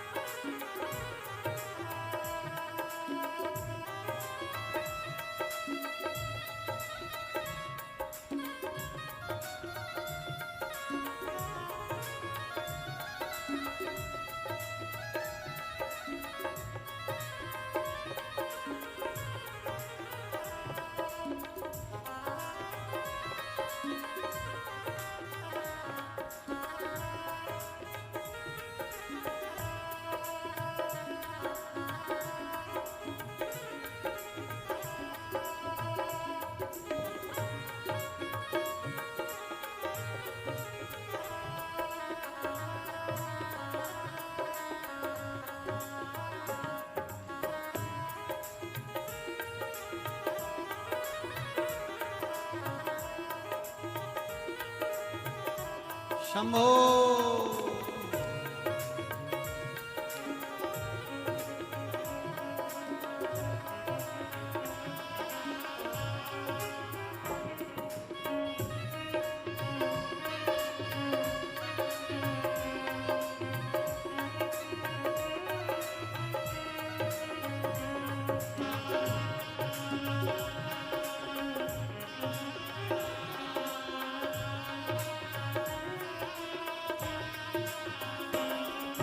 सबका होकर देख लिया, एक तेरा होना बाकी है। मैं सबका होकर देख लिया, एक तेरा होना बाकी है। मैं सबका होकर देख लिया, एक तेरा होना बाकी है। मैं सबका होकर देख लिया, एक तेरा होना बाकी है। एक तेरा होना बाकी है। एक तेरा होना बाकी है। एक तेरा होना बाकी है। एक तेरा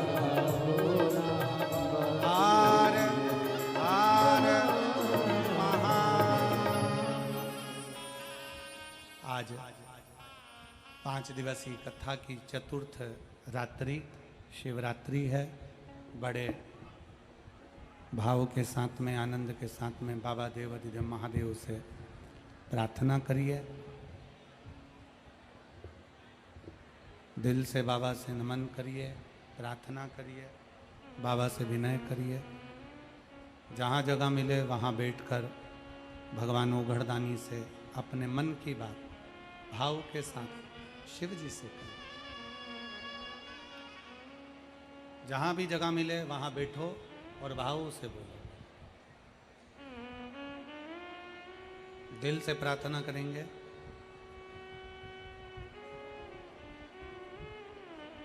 आपकी आवाज व्यासपीठ तक पहुंचे। व्यासपीठ दोनों की आवाज भगवान देवाधिदेव महादेव तक पहुंचे। दिल से बाबा से निवेदन करें, प्रार्थना करें। सब लोग साथ में बोलेंगे।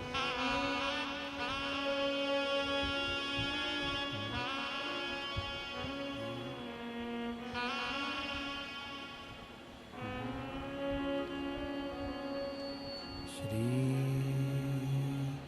शिवाय नमस्तु। श्री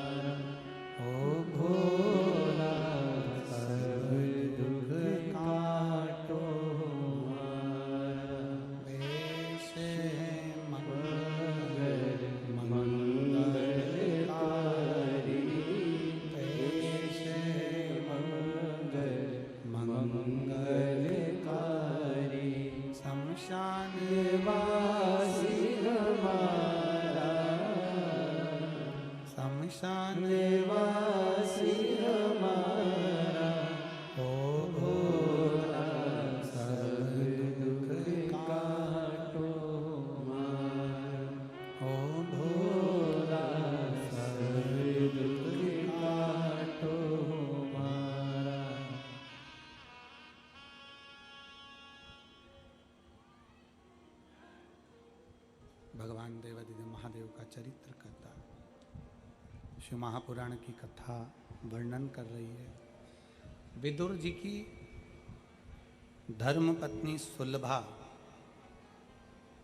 बाल्यावस्था में शंकर भगवान के पार्थिव लिंग का पूजन करती। समय निकला, सुलभा का विवाह विदुर जी के साथ हो गया। घर आ गई।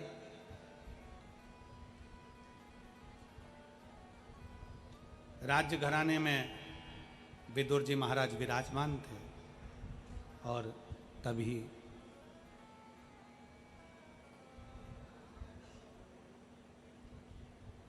दुर्योधन धृतराष्ट्र के सामने विदुर जी को अपशब्द पर अपशब्द कहते। जरा ध्यान देना है कि शिव कृपा किसको कहते हैं, शंकर की उदारता किसको कहते हैं, शंकर भगवान की करुणा किसको कहते हैं।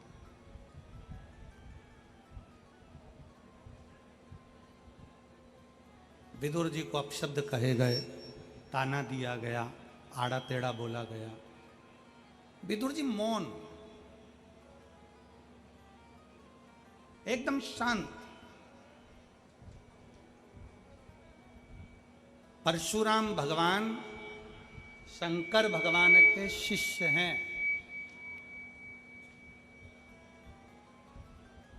परशुराम भगवान शंकर भगवान के शिष्य हैं, शिव जी के शिष्य।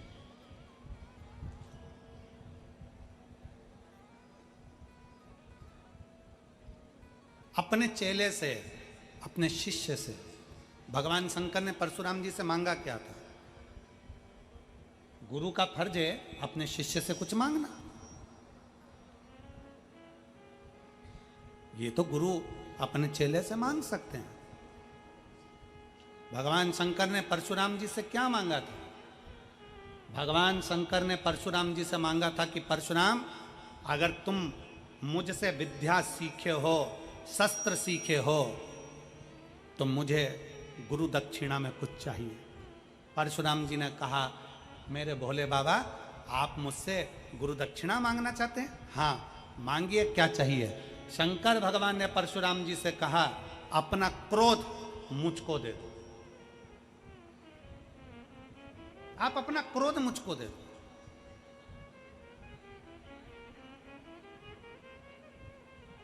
क्योंकि एक क्रोध ऐसा है कि व्यक्ति को बर्बाद कर कर रख देता है और खुद बर्बाद होता है। वो अपनी जगह पर परिवार, कुटुंब, कबीला, नाते, रिश्ते, बेटे, बहू, नाते सब बर्बाद हो जाते हैं क्रोध में, गुस्से में।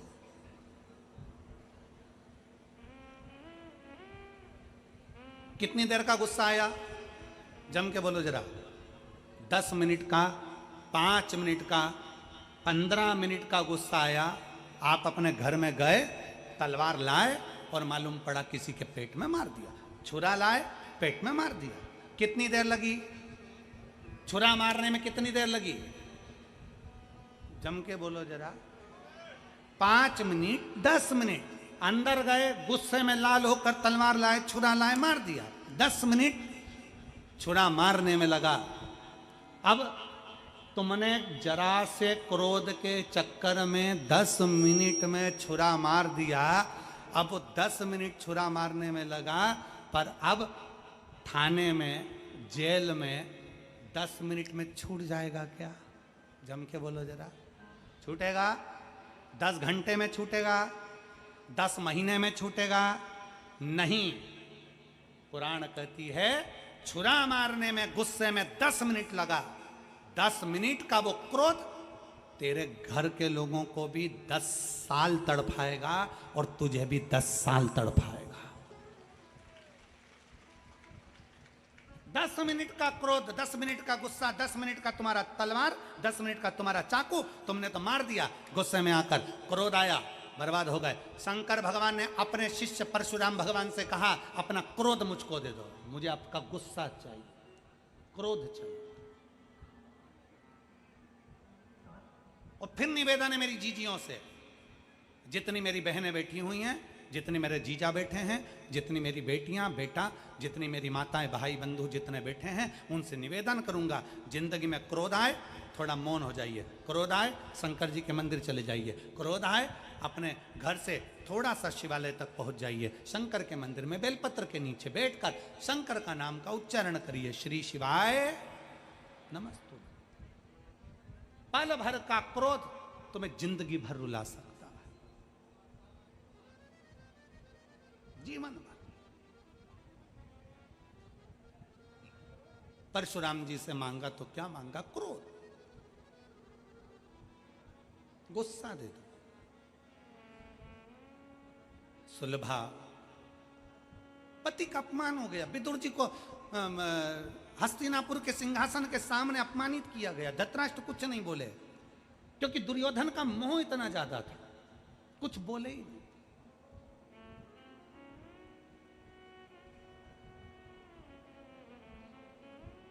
और ऐसे कई धृतराष्ट्र पड़े जो अपने पुत्र और पुत्री के मोह में, अपने बच्चों के मोह में अपनी जिंदगी विनाश कर रहे हैं और बच्चों की जिंदगी विनाश कर रहे हैं।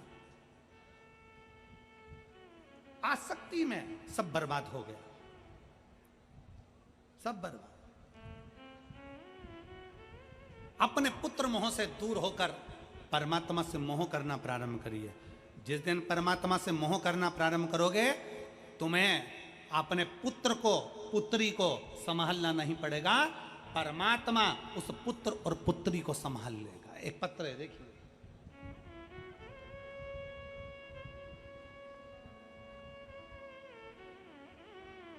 मेरा नाम प्रतिभा है, उत्तर प्रदेश के जिला मैनपुरी हरकल की निवासी हूं। एक लोटे जल का मैं क्या वर्णन करूं गुरुदेव।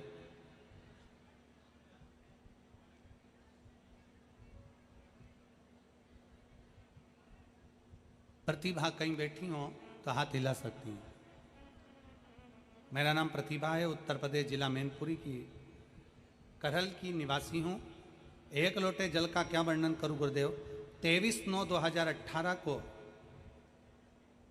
मेरी पुत्री आराध्या का जन्म हुआ। उसके शरीर का विकास नहीं हो रहा था। परामर्श डॉक्टरों से लिया गया तो डॉक्टरों ने कह दिया कि ये बच्ची जिंदगी भर विकलांग रहेगी। पाँव से चल नहीं पाएगी, बोल नहीं पाएगी, बैठ नहीं पाएगी, सुन नहीं पाएगी, ना बोलेगी, ना चलेगी, ना सुनेगी, पलंग पर पड़ी रहेगी। और डॉक्टरों ने जैसा कहा मेरी बेटी वैसी की वैसी रही। हॉस्पिटल से हम लेकर आए, उसके बाद से बेटी पलंग पर ही पड़ी रहती, पलंग पर ही गंदी कर दी, पलंग से उठती नहीं, ना बोल पाती ना सुन पाती। बेटी के जन्म का कुछ साल निकला और मेरे पति का एक्सीडेंट हो गया और मेरे पति मर गए। मेरी जिंदगी अंधेरे में गिर गई गुरुदेव। ना बेटी चल पाती, ना बोल पाती, ना सुन पाती, पलंग पर पड़ी रहती। ससुराल वालों ने देखा कि बेटी भी विकलांग पैदा हुई और बेटा अलग मर गया। बहू के कर्म बुरे, बहू के ऊपर लांछन लगाकर मुझे घर से बाहर निकाल दिया। अपने माता पिता के घर आ गई गुरुदेव। मेरे माता पिता के घर आई, मेरी माता पिता के यहाँ रहने लगी।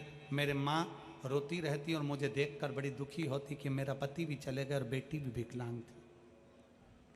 मेरे पिता ने दोबारा से कोशिश करी और फर्रुखाबाद, कन्नौज और ग्वालियर के सारे डॉक्टरों को दिखाया, पर डॉक्टरों ने एक ही बात कहा कि तुम्हारी बेटी पलंग पर ही रहेगी, ना सुन पाएगी, ना बोल पाएगी, ना चल पाएगी। पलंग पर ही बेटी पड़ी रहती। अब सब दूर से आस छोड़ दी। मेरे पिताजी ने भी कह दिया, बेटा तेरी बेटी की किस्मत ही ऐसी है। अपन ने इसको फर्रुखाबाद दिखाया, कन्नौज दिखाया, ग्वालियर दिखाया, पर तुम्हारी बेटी की किस्मत ही ऐसी है। मेरी बेटी पलंग पर ही पड़ी रहती गुरुदेव। हमने आस छोड़ दी। तब समय निकलते निकलते 2021 आ गया। मेरी माँ ने पहली बार आपकी कथा मेरे पास वाली काकी के कहने पर सुनना चालू करी। जब मेरी माँ ने कथा सुनी तो मुझसे कहा, बेटा श्रावण का महीना है, सियोर वाला महाराज टीवी के सामने बैठकर ऑनलाइन शिव जी का अभिषेक कराएगा। अपन भी अभिषेक करेंगे, अभिषेक करेंगे, मिट्टी का शिवलिंग बनाएंगे, उस पर एक बेलपत्र चढ़ाकर अपन अपनी बेटी को पीस कर खिला देंगे। वो सियोर वाला महाराज कहता है कि श्रावण महीने की शिवरात्रि पर पार्थिव पूजन किया गया तो फल मिलता है। शिव महापुराण की कथा अपन बेटी के कानों में हेडफोन लगाकर सुनाएंगे, बेटी को शंकर का चढ़ा हुआ जल पिलाएंगे, पशुपतिनाथ का व्रत करेंगे। मेरा विश्वास कहता है कि वो सियोर वाला महाराज बोलता है तो लोगों के भी पत्र आते हैं, हमने सुना है वो पत्र में काम होते हैं, मैं भी कर देखती हूँ। और अपन मौका मिला, अपने पास में कहीं कथा हुई तो अपन कथा भी सुनाएंगे। हम 2021 से कथा सुनना चालू करें, बेटी के लिए प्रयोग करना चालू करा। डॉक्टर तो आज छोड़ दिए थे। 22 जुलाई 2023 को मैनपुरी की कथा हुई। हम हमारी बेटी को हाथ में उठाकर मैनपुरी की कथा में पंडाल में ले जाकर बिठा दिए। अपनी बेटी को पंडाल में बिठाया, बिठाकर उसको कथा सुनवाई। कथा सुनाने के बाद जब 2.5 महीना पूर्ण हुआ, गुरुदेव बाबा की ऐसी कृपा हुई कि मेरी बेटी पहली बार अपने हाथ के बल उठकर खड़ी हुई और खड़ी होकर आड़ी टेढ़ी चलती हुई मेरे पास में आई। गुरुदेव, मेरी बेटी ने सुनना प्रारंभ करा।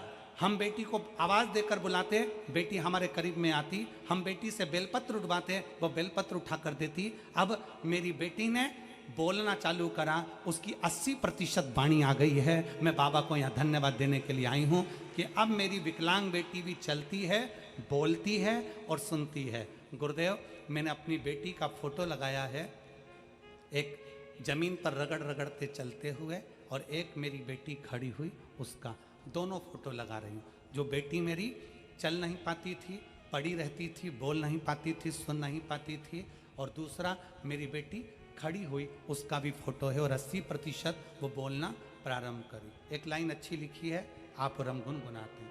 भोलेनाथ दया करना,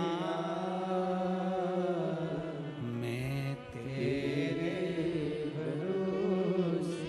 एक हमारा विश्वास। एक पत्र और आया है, पकड़िए इसको।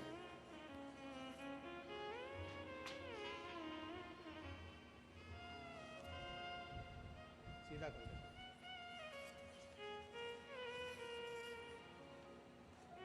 एक पत्र ये भी है,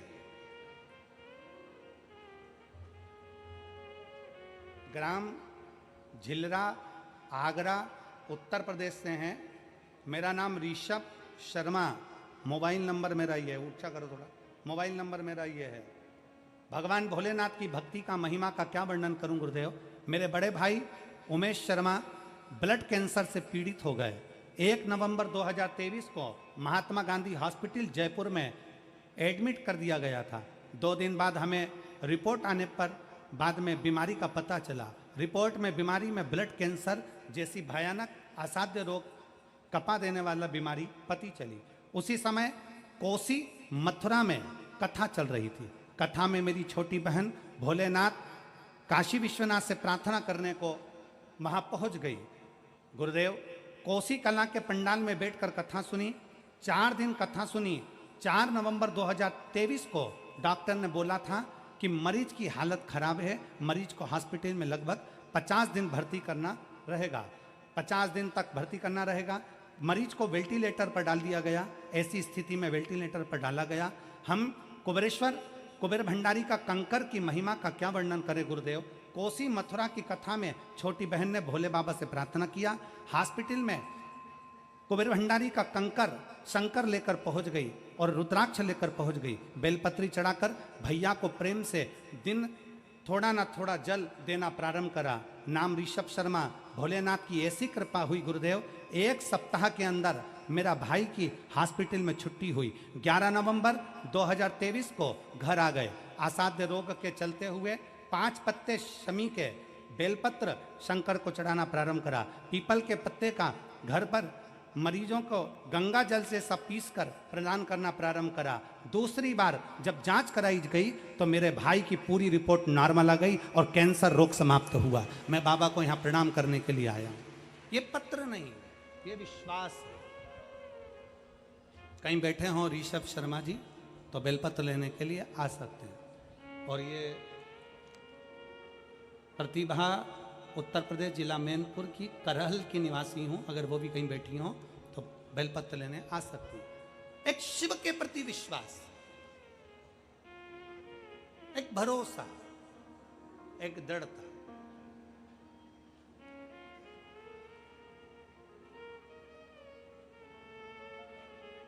हम तो बाबा के भरोसे चलते हम तो बाबा के भरोसे चलते ये दुनिया वाले जलते ये दुनिया वाले जलते हम तो बाबा के भरोसे चलते हम तो बाबा के भरोसे चलते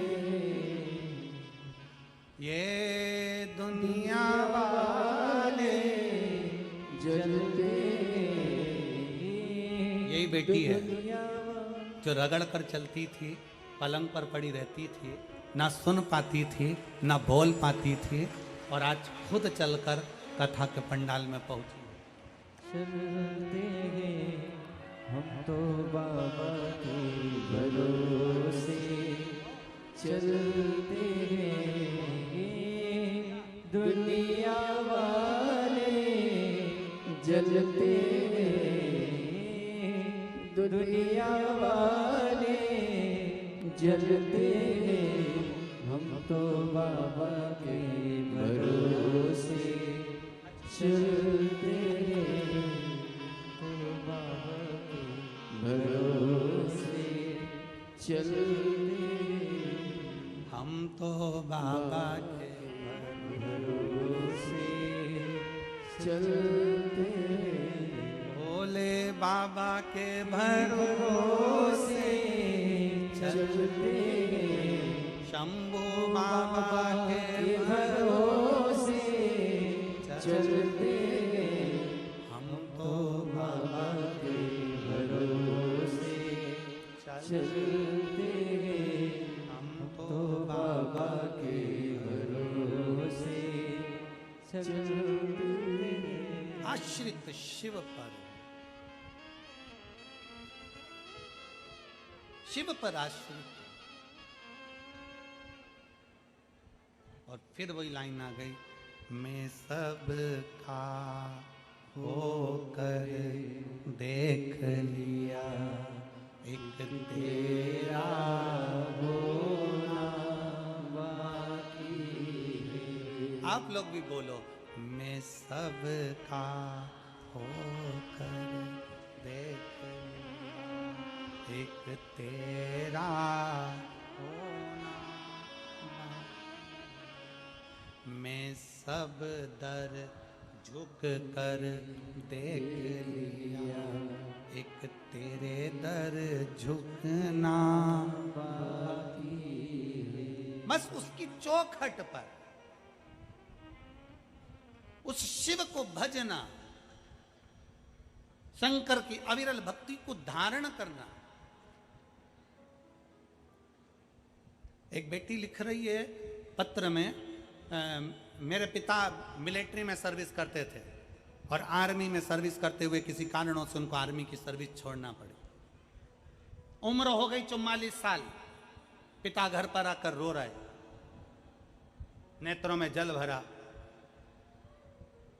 पत्नी ने पूछा, बच्चों ने पूछा, क्यों रोना, क्या हो गया पापा, हुआ क्या?